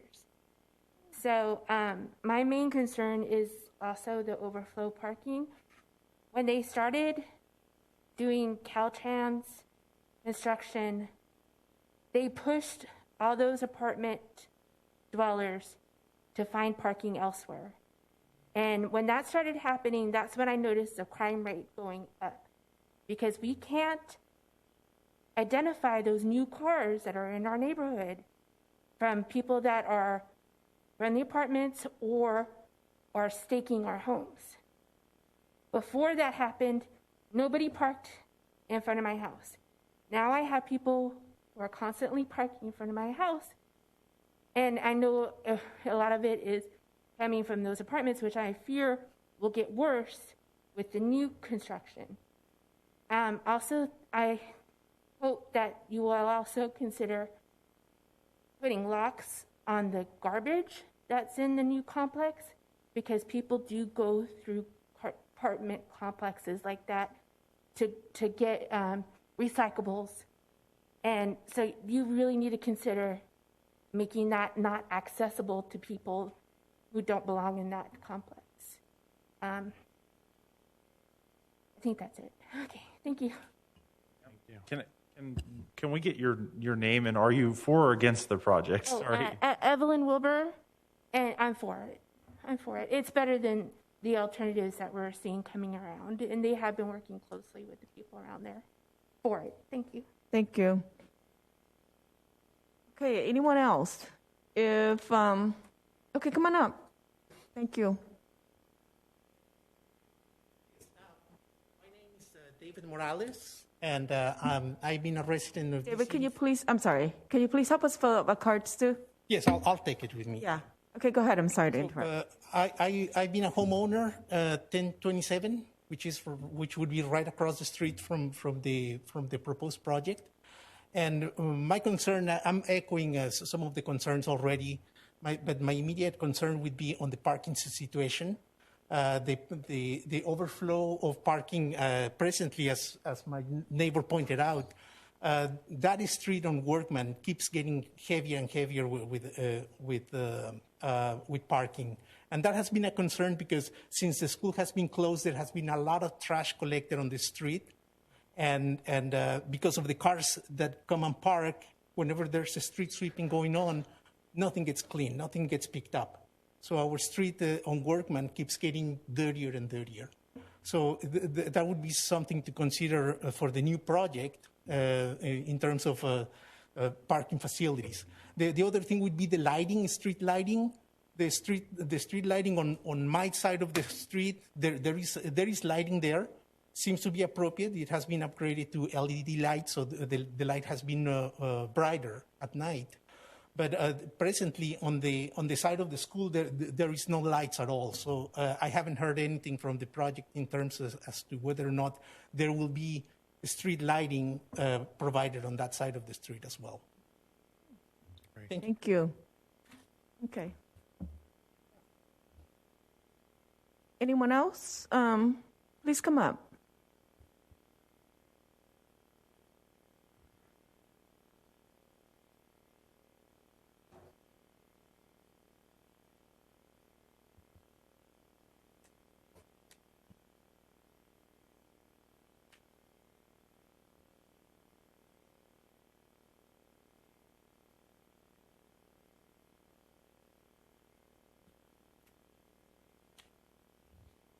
I thank you, and help us fill up a pink card as well. Thank you.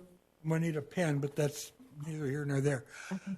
I am not one of the favored ones here. I do not live 300 feet for this project. I live on Hartley Street, and we are not available other than we take the burden of all the bad parking. Murata has enough intelligence to go ahead and put permits on their street, so that means all of the apartments now park on Hartley Street. Okay, and so I don't see how this project is going to help the overflow of parking at all. Okay, you guys haven't talked about the parking issue that the city has in that community. So I don't know, and I don't see where your numbers reflect the fact that the residents of the new project is going to be able to confine their cars to their limited parking in their environment, okay? And with this project, you're now going to take the 12 cars that park along the Garvey-Vincent area, and you're going to push them further down to where they're going to wind up on Hartley Street. And, you know, Hartley Street doesn't need an additional 25 cars to be parked there because they won't have Workman anymore and they won't have the Garvey anymore. So everybody is going, and they don't have Murata, which they haven't had since Murata got smart. So Hartley Street is going to be the one that's going to be affected. I don't think that this plan is a good idea. I think it would be better if the city brought in maybe a church and utilized the land for a church instead, and the back end of that property to be worked out with the owners of the old apartments for their additional parking, since they don't seem to have any problem with letting their residents park anywhere they want. Thank you. Thank you. Can you please fill up a card for us? You need a pen? Okay. All right. Anyone who would like to come up to speak in favor of the project? Anyone else? I don't see anyone else, so let's then goes to those who oppose. Any resident who would like to come up to speak oppose of the project? Oh, yes. Thank you. We heard you. Thank you.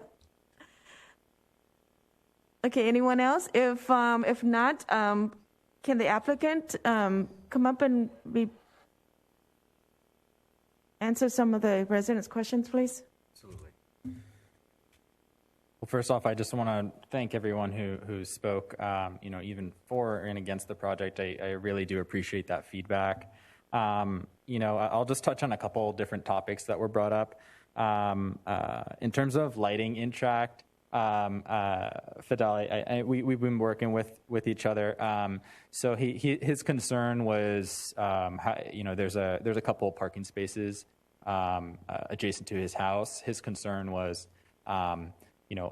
is the street lighting going to be shining onto his property? And I verified with our architect, and we are only providing a 14-foot tall light that's shining down. And with the adjacent trees, we have the podocarpus trees, and then we've specified 15-foot tall trees for the second row of trees next to him as well. So we're just lining that thing up with as many trees as possible. And it sounded like after working with him that he was comfortable with that design solution. I'm sorry. Are you talking on the Workman Avenue area, or it's his house is kind of midway through. He's on the west on Murata, and so his house is where one of the parking stall there's like 3 or 4 parking stalls. Okay. Yeah. So there's one street light. It's 14 feet tall, and it's lower than the height of the trees that are adjacent. Okay. Thank you. Yeah. In overflow parking, that was the main comment that was brought up. Our project is parked right now at 2.6. Traditional condominium projects parks at 2.25. This is the most. We're providing the most amount of parking that we have ever for a condominium project. But I do understand the concern about overflow parking, specifically on Workman and in the adjacent streets. I don't know if maybe that's something that the city can help kind of facilitate to expedite a permit system for the adjacent streets as well, so that we kind of eliminate that issue altogether, specifically on Workman. Just wanted to throw that out there. How many extra parking do we have in this project? The total, how many extra parking do we have? So, in terms of parking, we have 47 on-site guest parking stalls, and then there's 21 spots on Workman as well. They're currently there, but there's also 21 parallel spots on Workman. So that's a total of 68 spots that are. Wait, 21 parking spots is on Workman. Basically, those are street parking. Yes, it's on Workman. But that's not part of the property. Is that correct? It is not, but it's the frontage of our project. So okay. Yeah. All right. But really, for the guest parking, the total is 47 parking spaces. That is in the project, correct? In the project. Okay. Yeah. All right. In terms of the garbage containers that the comment was brought up, we have language in our CC&Rs that require. The comment was maybe we have locked garbage containers. We have language in our CC&Rs that would require homeowners to bring out the trash cans on trash day, and then also there's a certain time period where they have to remove those. They have to bring those trash cans back in. So those trash cans are only actually out, for the trash day, and then they have to be brought in, or else fines are imposed for that HOA. But I think I'm sorry. I think traditionally you pull out the trash at nighttime, and then in the morning that's when they come and take the trash away. Mm-hmm. But I think the neighbor's concern is really when you pull the trash out, there are transit people who might come and try to collect some of the collectible bottles or cans or what have you, and they can make a mess. I don't know. I mean, there are some communities that are built like this. A lot of time it's gated that can prevent that from happening. I mean, gated, it's just by having a little gate with a remote. So anyone who lives in the property has to be able to have a remote in order to come in, or a key of some sort in order to go into the property. I see. And also another thing is that it might help with some parking if the resident need a remote and a key. So really only the people who live there can enter and park in their own space. So they tend to stay within their own wish for that. So I don't know. Yeah, no, and thank you for explaining that. I understand it. We prepared a trash management plan that has been approved by Athens Trash, and we have the will serve letter from them as well. They've signed off on our trash proposal. They said that they can accommodate the route, and and in terms of, I think what you're talking about in terms of locking it up, having is really a trash enclosure. It's more of an apartment type solution. And we did look into the feasibility of having trash enclosures. We would require, because of the type of community, we'd be required to provide 8 enclosures, which in each enclosure takes 2 parking stalls. I don't think we want to take away parking at this point. So for us, I think it really makes sense for us to stick with the trash plan that we have right now. And then in terms of lighting, there was a question about street lighting on Workman. We are providing street lighting on Workman. We are installing that. So I just wanted to make that clear. That was the main points, and I'm available for any.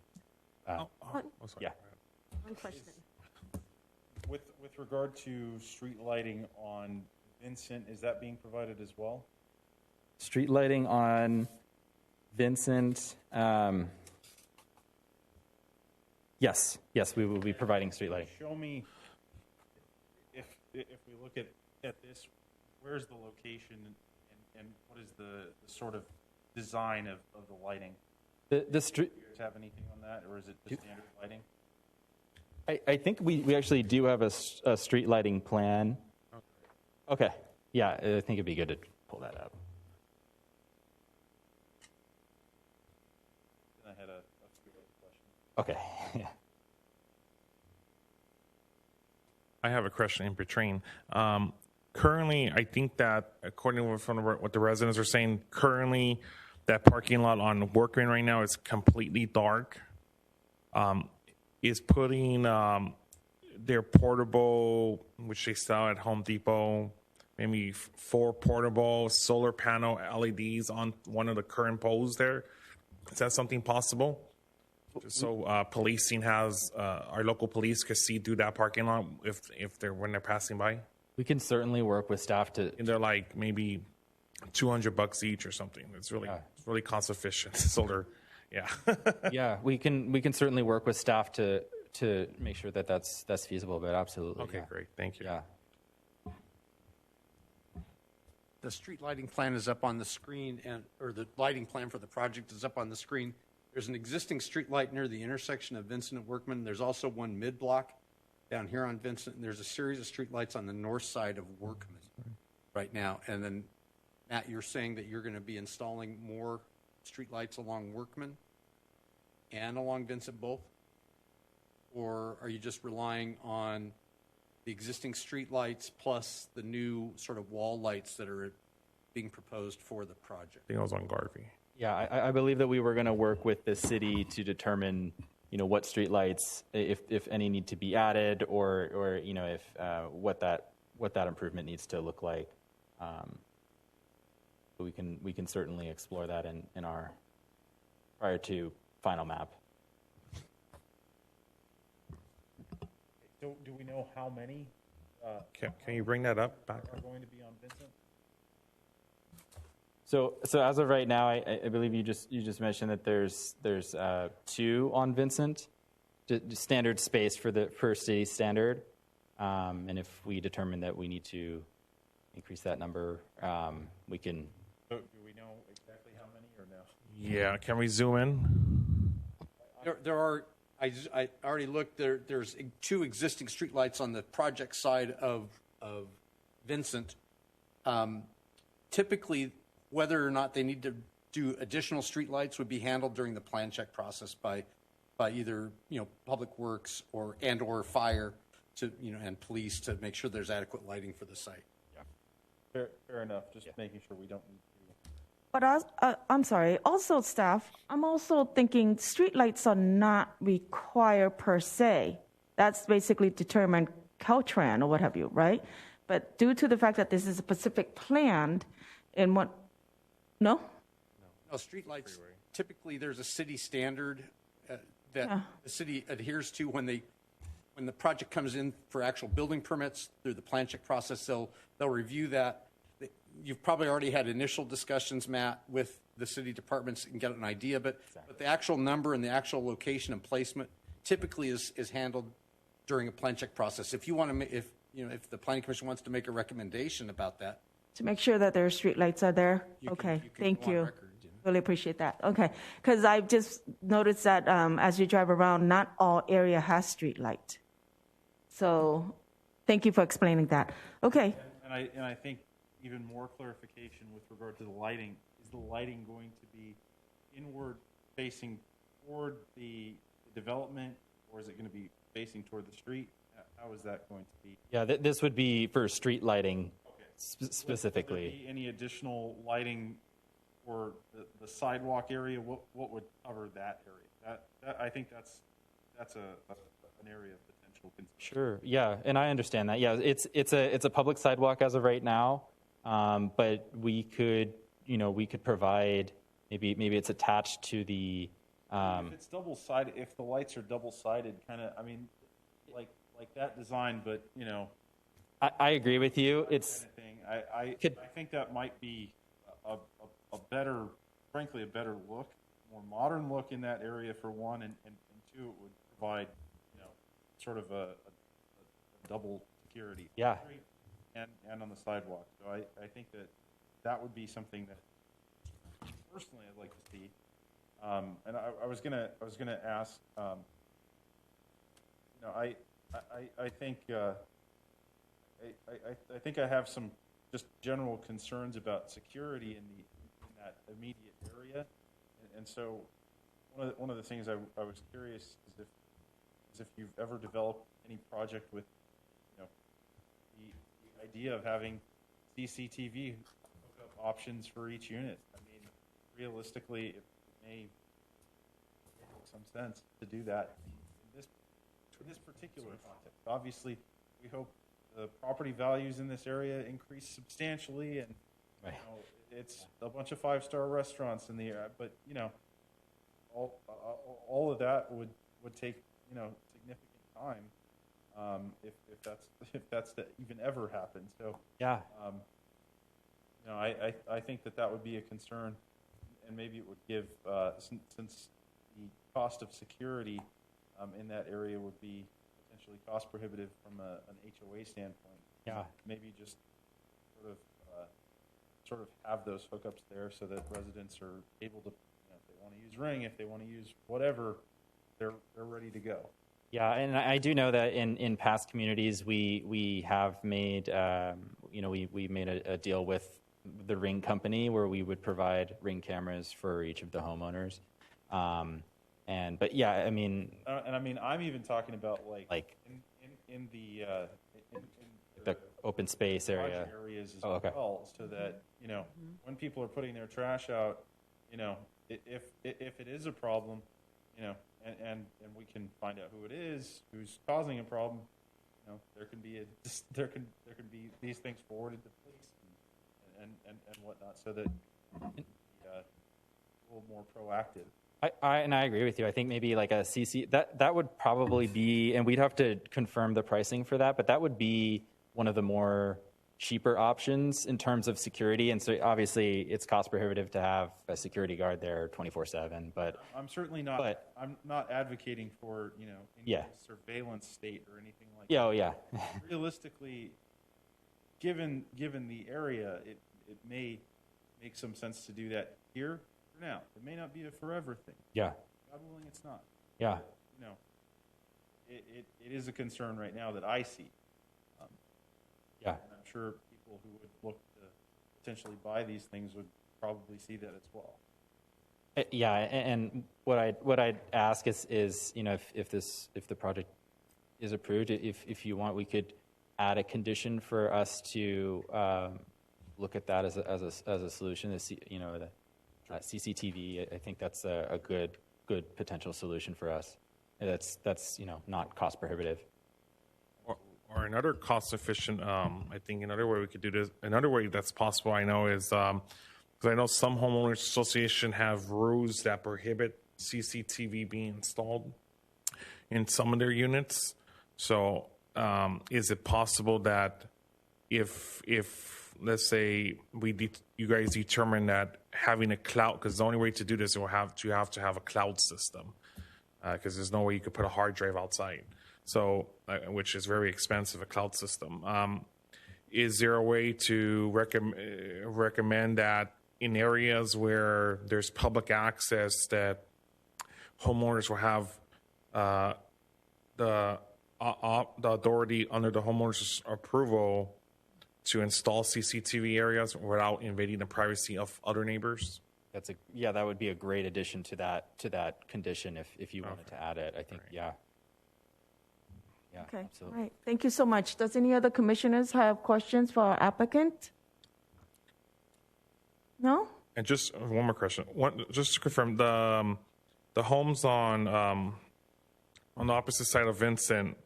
So on the brick wall right adjacent to the homes, that's how high is that going to be? It's going to be 6 feet tall. Okay, and then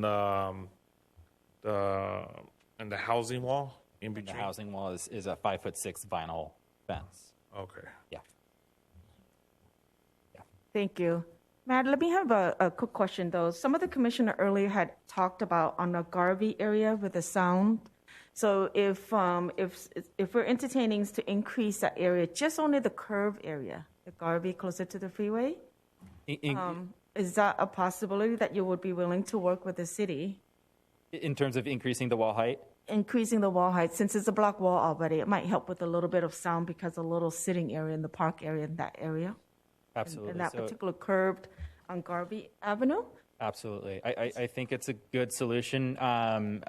So what we would need to do is we need to amend our specific plan to increase the wall height to 7 feet, or if you think that's the right height. We could make that happen. Absolutely. Wonderful to hear. Also, I have another question else regarding the walls, which is I understand that on the Vincent Avenue area, there's a little porch wall, and then it's normally because of the front of the house, we normally try to keep it under 30 or 42 inches most city.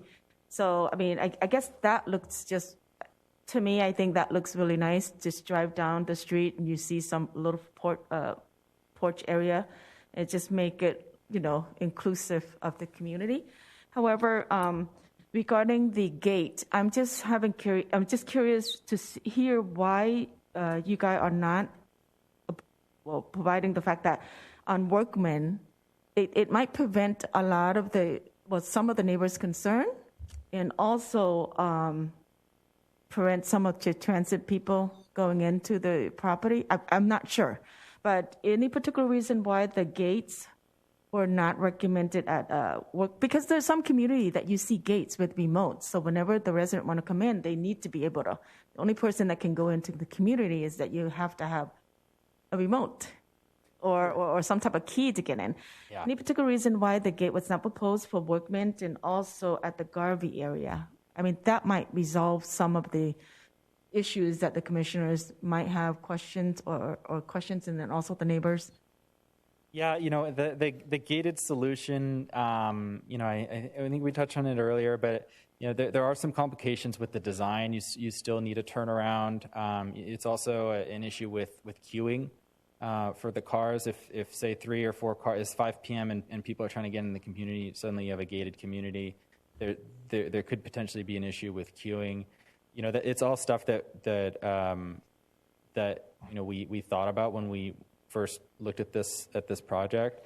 Also, we're working with city staff. The direction really was, we would like to not have a gated community if possible, to keep the community feeling open and walkable and connected with the surrounding community, because there aren't a lot of. I can't think of any gated communities specifically in that area.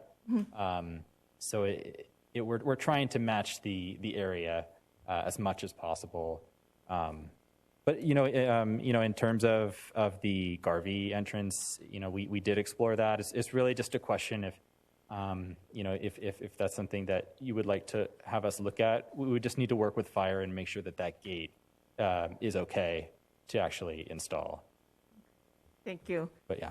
I have some questions on your color palette. I don't know what page it is. There's so many pages over here. Do you happen to know which color palette for the roof?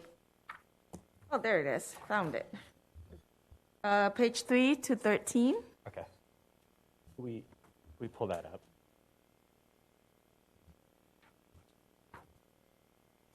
This is on the project. I believe you have 3 phases.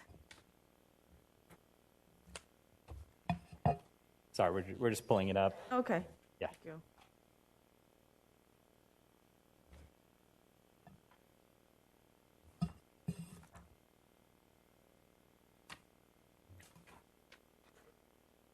Is this what you're referring to? Page 3 of 13, that would be Okay. His handout. the color The color scheme. material board.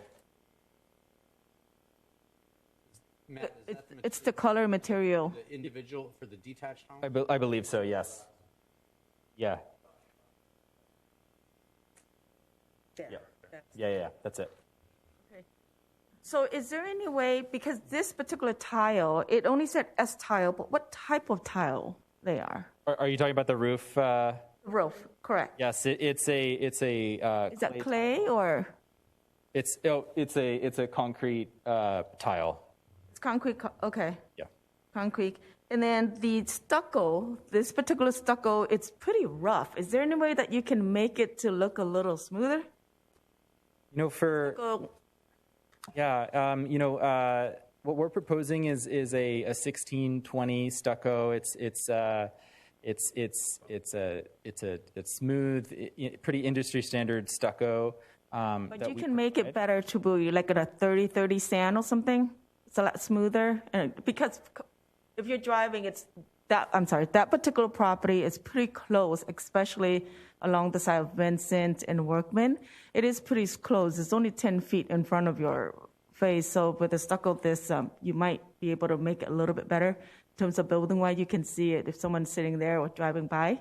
The only thing I'd ask is it possible just to make that condition specific for those homes?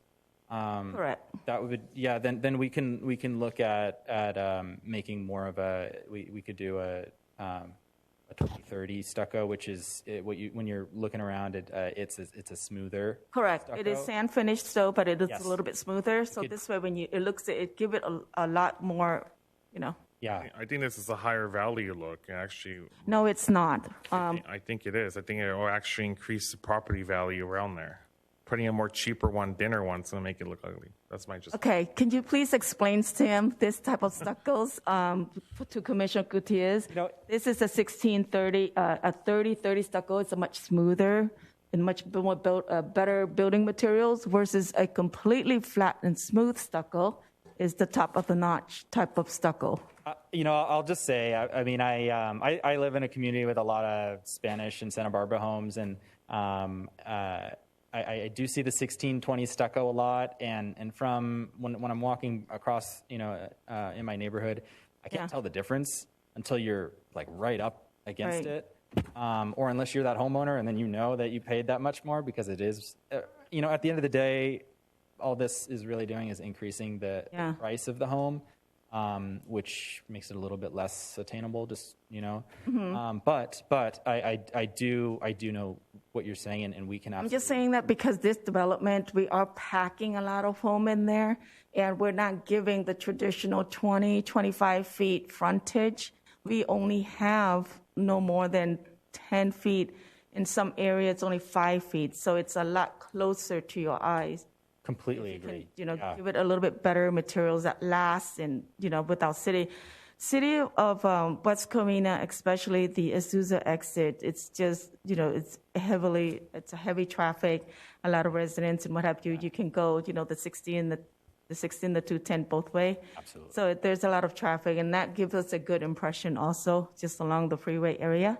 Totally. As we moved on to the other area regarding the buildings, the roofing materials. Can you explain, because this is a concrete S-tile, what about the other building materials? Can you go through them? Because I can't really tell. I can't build. Jeff, do you want to? If you go on to the next page, which is page 3 of 14, on this area. I'm going to ask my architect because he's okay. Wonderful. He's going to know this this world a lot better than me.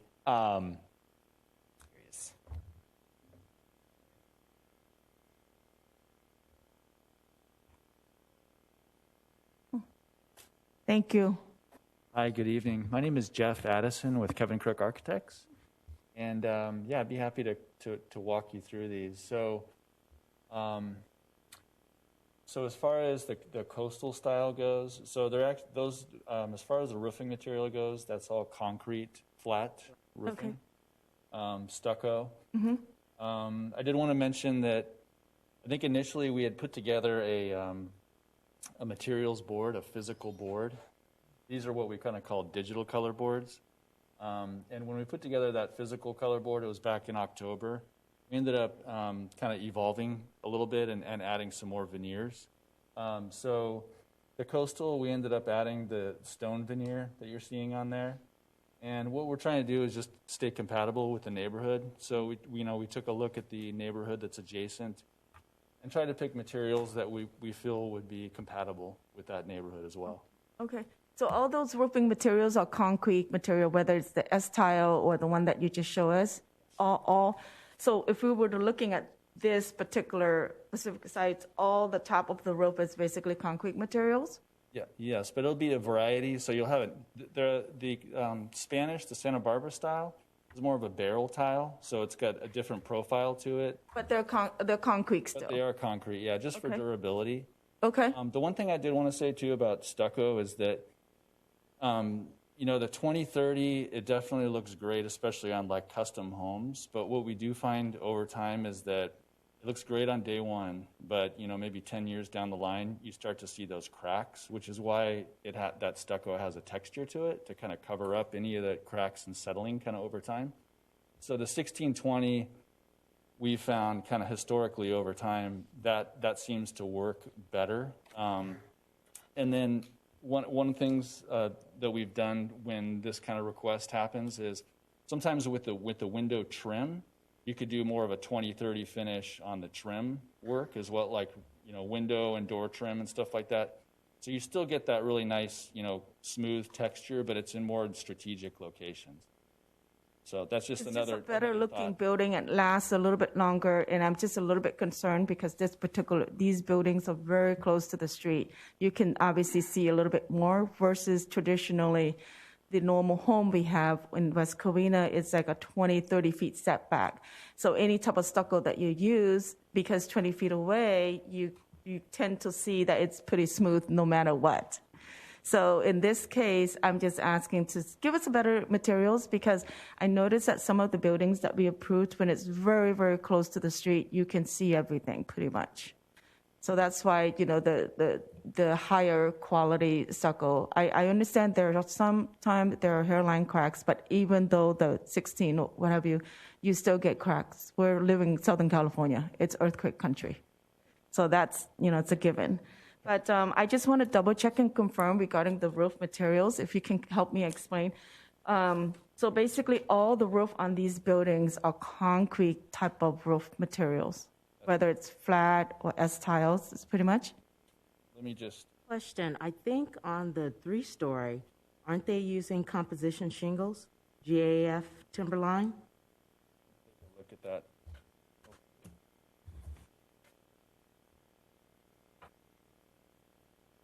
I really like the fact that you pick up the concrete tiles. It does last, and especially when we're coming out of on a busy street, the building. It's on page 3-32. I'm sorry, what page is it again? 3-32. It's exhibit 313. I think those are composition, aren't they? But it's going to be the GAF timberline, right? Which is the thicker dimensional. Yes. Yeah. Okay. I'm sorry, I misspoke. No, that's okay.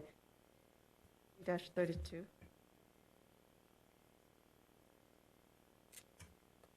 How many buildings are made out of these type of materials? Are there all the 10 units? Not that many units. Well, as far as the composition shingle would be used for the roofing for the townhomes. And then the concrete tiles would be used for the single-family detached home. Whether it's the barrel tile or the flat tile.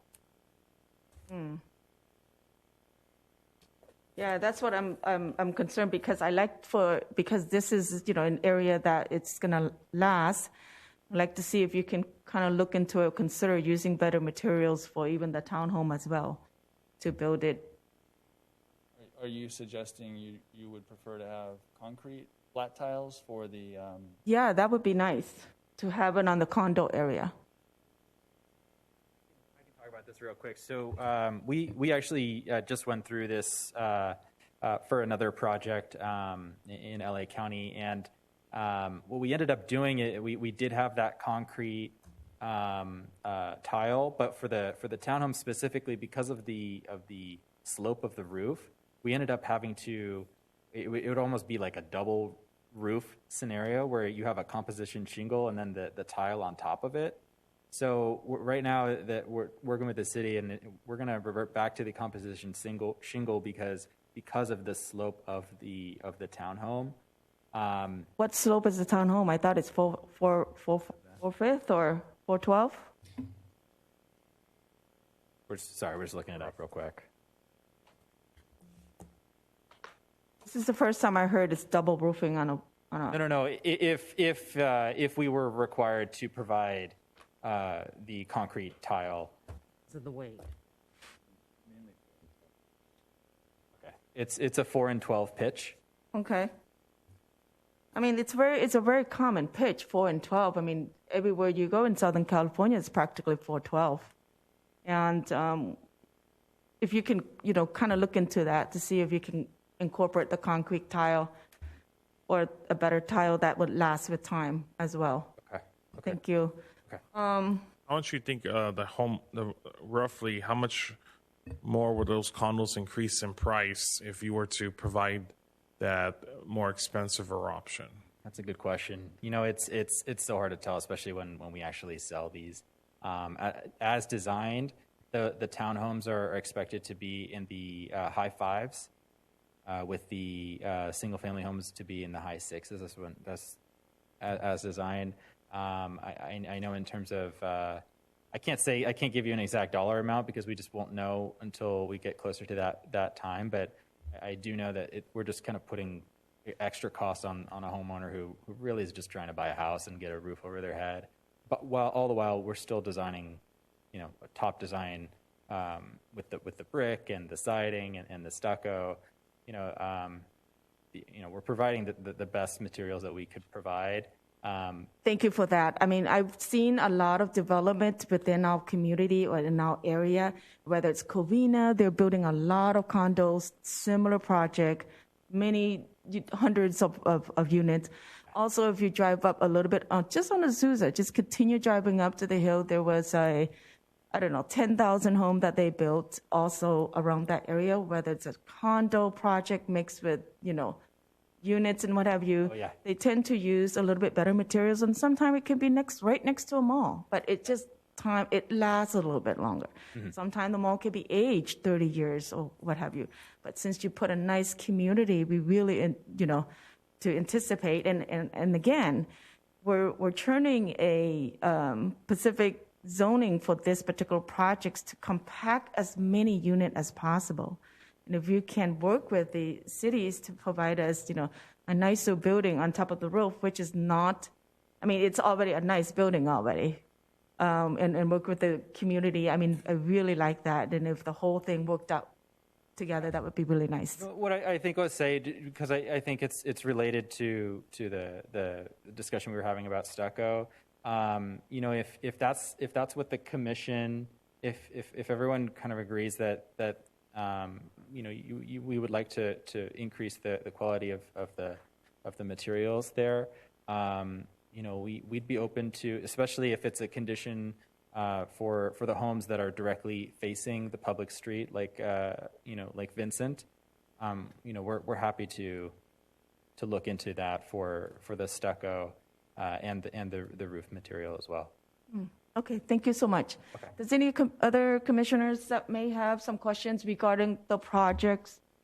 It's quite a few pages that you have. It's a wonderful thing, but sometimes it's kind of small. It's really hard to get the details in. But it's really nice in terms of And it's and what have you. that all of the units are going to have some form of solar panels on the roofs anyway, correct? That is correct. Whether they're tile or the composition shingle, correct? That is correct, and it's a good point because when you have the solar panels on the townhome, how often are you seeing that concrete? Yeah, thank you for bringing. Yeah. But also a lot of time when they built the solar panels, they tend to put where the solar panel footprint is. It's a different type of material, roofing material, and then they just cap it around the solar panel with the nicer material. Mm-hmm. So yeah, it could be done to work around. Yeah. Okay, so ultimately at the end, traditionally when builders, I've seen them done this as I was driving or zooming by a project. I tend to see that they put the legs in the building material, the roofing materials, a different type of roofing materials. And then they just, once the solar panels are in place, they just kind of like wrap around the nicer roofing materials where the solar panels are not, I guess you say materials that way. And since the solar panel itself is covering the whole roof, you don't really need to have a nicer material in that area. The solar itself is what we're going to see. Is what you're, Yeah, thank you. Yeah. Does any of the commissioners have any other questions for our Just getting into the solar question, with regard to, I think there are, 2 sixplexes that face Vincent. I guess the question I have on that is, there's only so much sort of south-facing roof, if you will. Yeah. So, just a question: how is that going to work out from a design perspective? So it's and it's a good question. It's something that we would be figuring out prior to final map exactly what that's going to look like. We don't have those design calcs yet because we'd have to map where those buildings are, what kind of south-facing light is, and then that would determine the size of the panels. We don't have that answer, unfortunately, right now, but it's definitely something that we would have figured out prior to final map. Yeah, and I just want to add, for all of these units, they will have EV capable charging for the garages, so that just perfect. Yeah. Very nice. Thank you. Can you actually elaborate a little bit more about the EV?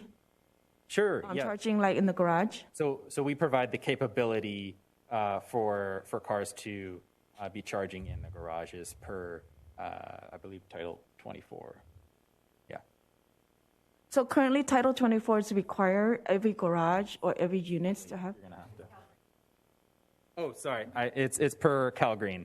Oh, Cal Green. Okay, Cal Green requires that. Yes. Oh, wow. When did this start? Gee. A couple years ago. 2016. Yeah. Mm-hmm. Oh, wow. Thank you. Thank you for explaining that. Oh, thank you. So let me recap this. So every unit, including the condos, basically the 119 units will have the EV in the garage right now. That is correct. Yeah. Oh, very interesting. So you're surpassing Cal Green requirements. Yeah. Well, yeah, exactly. Yeah, great. Yeah. Also, another question, since we're in the topic of green. Nowadays, I mean, when they're building new homes, is it possible to go without the Cal Green, which is the charging station, and also the what is it called, the solar panel? Can anyone build houses without the solar panel right now? The Cal? You have to meet certain requirements, and each one gets you a point. The solar is so much a part of it. Yeah. That I don't think She seems to shake her head. No, you can't. Yeah, I don't think anyone can get around not having solar. Exactly. There's no way that you could. Yeah. So every builder is going to have to build solar panels on new home construction, which is awesome. Yes, which is awesome. I think so too. Okay. Alrighty. Okay. So anyone else who has questions for our applicant? I'd like to make a motion to approve General Plan Amendment number 20-02, Zone Change number 20-03, Precise Plan number 20-06, Tentative Track Map number 83166, parentheses 20-02, Tree Removal Permit number 21-03, and the migrated negative declaration of environmental impact with conditions of approval, which will include implementing no parking zone, fire zones in front of garages in the complex, in the whole complex, implementing. I'm sorry to interrupt, Commissioner Gutierrez. Let me close the public hearing first. I made a motion. And I'm going to close the public hearing, and now we can have our commission discussions, and you can continue. Great.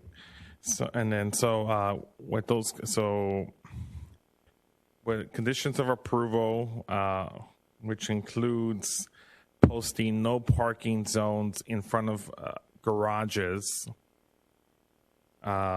implementing better lighting off Garvey Avenue into the driveway area where cars are supposed to be parking at, that Commissioner Lewis mentioned earlier. Also implementing better lighting on Vincent Avenue to ensure when pedestrians are walking that they can easily see the sidewalk. Also, implement a parking permit with the homeowners association parking permit program for the complex, for the parking spots designated for the community. That a parking permit program be established to prevent outside parking from outside other people from coming in and committing crimes. I will also request that the roofing material that the chair mentioned earlier be upgraded to a higher grade material off, believe it was off the condos on Vincent Avenue, and also ensuring that I'm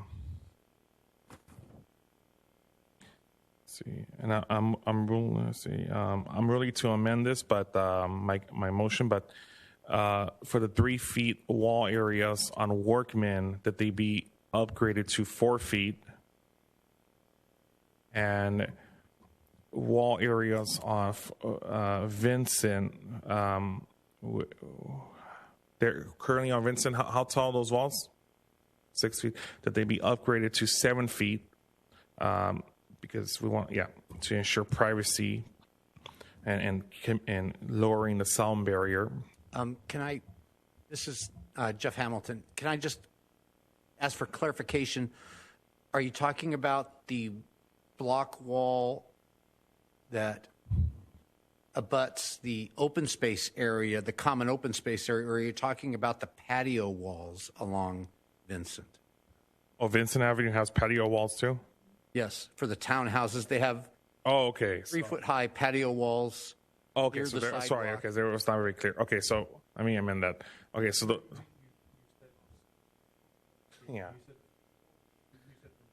the patios, for the ones that have those small 3 feet. Workman, he said he wants to go from 3 foot to 4 foot for the walls on. Just to clarify, which I didn't.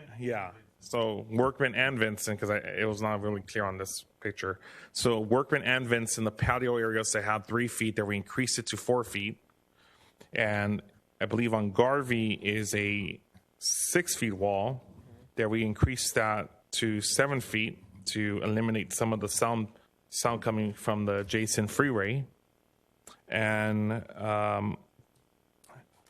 that we also, I don't know, and I'm willing to amend this, but the vinyl wall that's on the higher, so there's the block wall and then the vinyl wall, that I would like to see that the vinyl wall adjacent to the homes, that it's increased to 6 feet, because right now it's how high again? 5 point something, 5.5. So that we increase it to 6 feet. So there's privacy and also eliminate some of the lighting coming from that area regardless.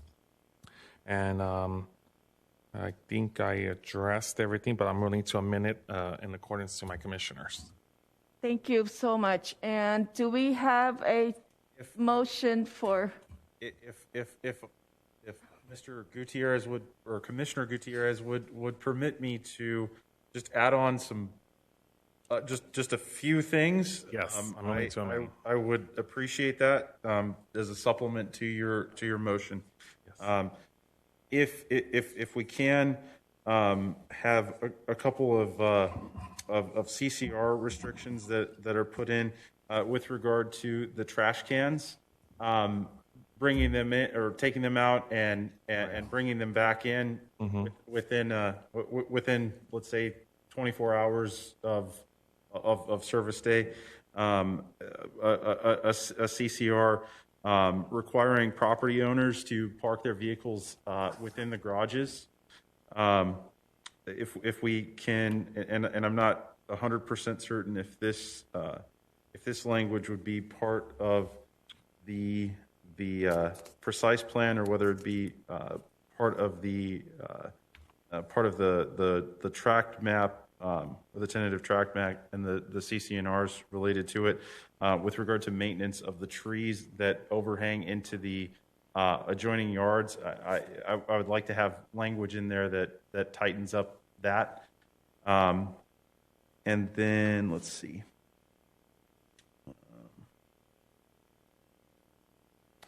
With regard to the lighting, the only thing that I would like to clarify is that we have double-sided lights on the area of Garvey that's covered on this, the area of Vincent that's part of the project, and the area of Workman, so that we have double-sided lights on all of the areas that are being developed there.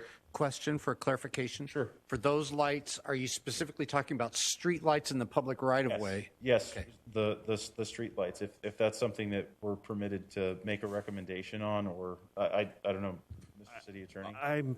Can you also clarify, Commissioner Lewis, whether because right now there's only 2 street lights, do you want to ID where on the Pacific Well, first and foremost, let's hear out the City Attorney. I was just going to say that typically your Public Works Department is going to have a standard because that's what they've got right in stock and materials and they're used to working with. So will have to be worked out with.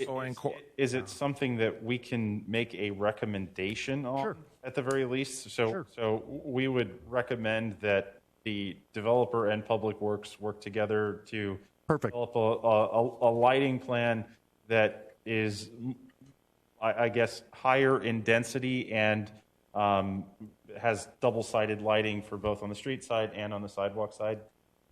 Does that make sense? Yeah, and the one thing I would add is I think that there are a couple of location potentials, especially in that smaller open space area where there could be lighting on the project side that would sort of illuminate the sidewalk. Piggyback on Commissioner Lewis's comment and say that if Edison or there's some sort of blockage from implementing that on the Edison pole, that the developer somehow uses their land area to install the additional lights for the sidewalk area and to make it more brighter somehow. I think that's fair. And then I'm sorry, Commissioner Lewis. Have you ID'd the location that would you prefer to see the lighting? So the areas that we'd like to see the lighting plan developed in, and I'm not sure what standard spacing is on a street, but realistically, given where it's at, I'd like to see, if possible,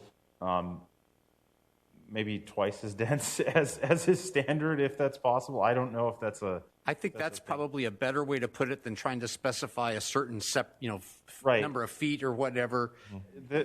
I think that gives your city department a little flexibility to work with how, where to place them. Yeah, we don't want to blind the homes. We want to lighten up the street and the sidewalks. Absolutely, we don't want this to be unworkable. That is certainly not the intention of this.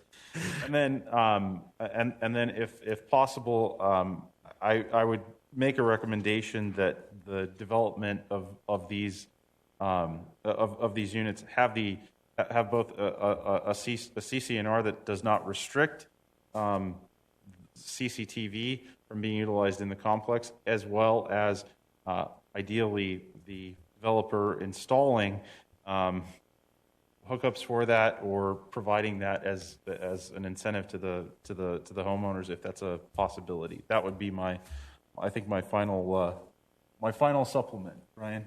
Yeah, I agree, and that there's some sort of a program, there's some sort of HOA implementation of creating rules and regulations regarding CCTV coverage for homeowners who want to install. And finally, that also the homeowners association create some sort of partnership to enforce, where a towing company enforce the permit process of parking for your complex. And I amend my motion to reflect Commissioner Lewis's recommendations, and if there's a second. Since we're jumping into the bandwagon, anyone else want? I will second that. I was just going to say, with regard to this, the CCNRs, that the CCNRs that are part of the conditions can only be removed with the consent of City Council. Okay. I amend my motion to reflect that. Second. Okay, second. Anyone else want to make another motion? If not, okay, we can have a motion, but can you please go over what it is that that big long list to make sure that the city has all of them? Let me try, Commissioner. Thank you. Chairing, and see if I can get it, and I might need the help of the attorney. So you are motioning to approve the resolutions with the following changes to the conditions of approval. No parking zones, or add in the CCNRs. No parking zones in front of the garages. Trash cans be taken out and brought in within 24 hours of service day. Park vehicles in the garages. And I think that's also so that you can't have them covered or filled with stuff. They have to be available to park your vehicles, correct? Okay. Maintain trees overlapping to other properties, or is it the properties or the yard? Okay.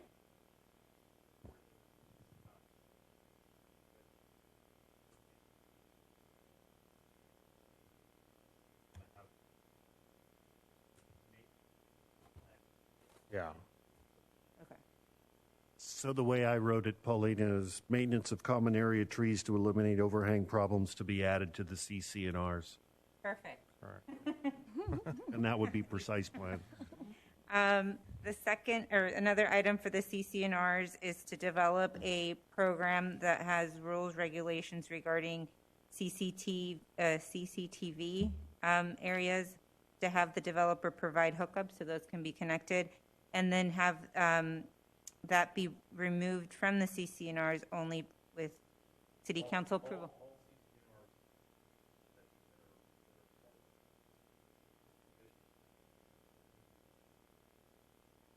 Okay. I think as far as this, But there's two parts to the security camera. The first is that there are options built into the house for connections.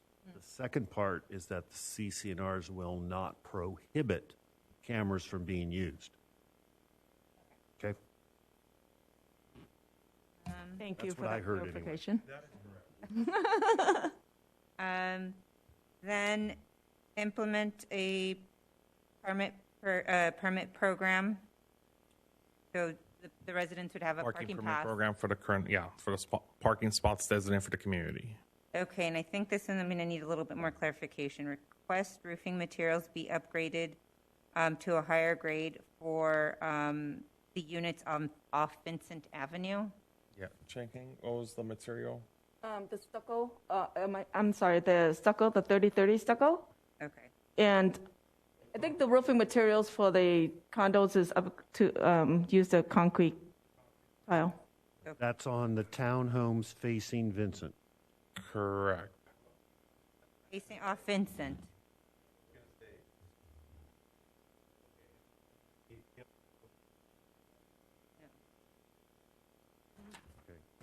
The stucco has not been included in the motion. Correct. Which is, okay, The concrete tiles. the concrete tiles can be, A minute And the- to reflect stucco. okay. And stucco is just on the units on Vincent as well? Correct. Okay. Then the patio walls along Workman and Vincent would go from 3 feet up to 4 feet.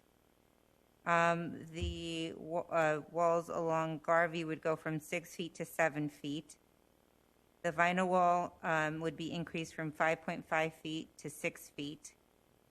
And then hopefully we can get this one. A better lighting plan along Vincent, Workman, and Garvey, working with city staff to provide necessary lighting along those streets. And then you guys, as a commission, are recommending double-sided light. Yeah. And we got the patio walls? Yeah, okay, great. And how about the vinyl walls? We got I that did. too? Yeah, the vinyl perfect. from 5.5 to 6. Great. And I think that's all I have. And I'm not adding this as a part of my motion, but I would like to see that maybe in 1 or 2 months that you somehow install these cheap solar lights on the current poles out there, just so there's a little more light in the parking lot for police to see and the homeowners feel safer. So yeah, so great. So we have Okay, wonderful. We have a motion and we have a second. Paulina, roll call, please. And after that, wait, do we roll call, or does someone else want to make a motion? No, we have a motion. Have a motion and a second. Roll call on that. Okay. Okay. Thank you. So, motion to approve resolution 21-6081, 21-6077, 21-6078, 21-6079, and resolution 21-6080. Commissioner Lewis. Just double checking, is that the correct resolution number? I had it as 20-02, 20-03, 20-06.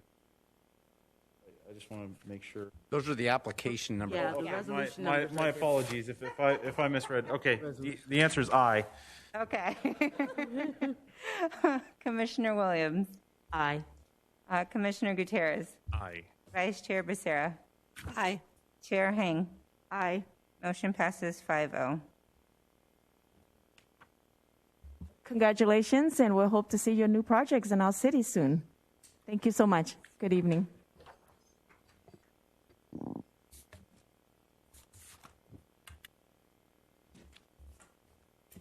Okay, we're moving on to non-hearing items. Seems like we don't have no non-hearing items tonight, so we will be moving on to commission reports, comments, and miscellaneous items. Would any of the commissioners like to make a report or comment? No, pretty quiet tonight.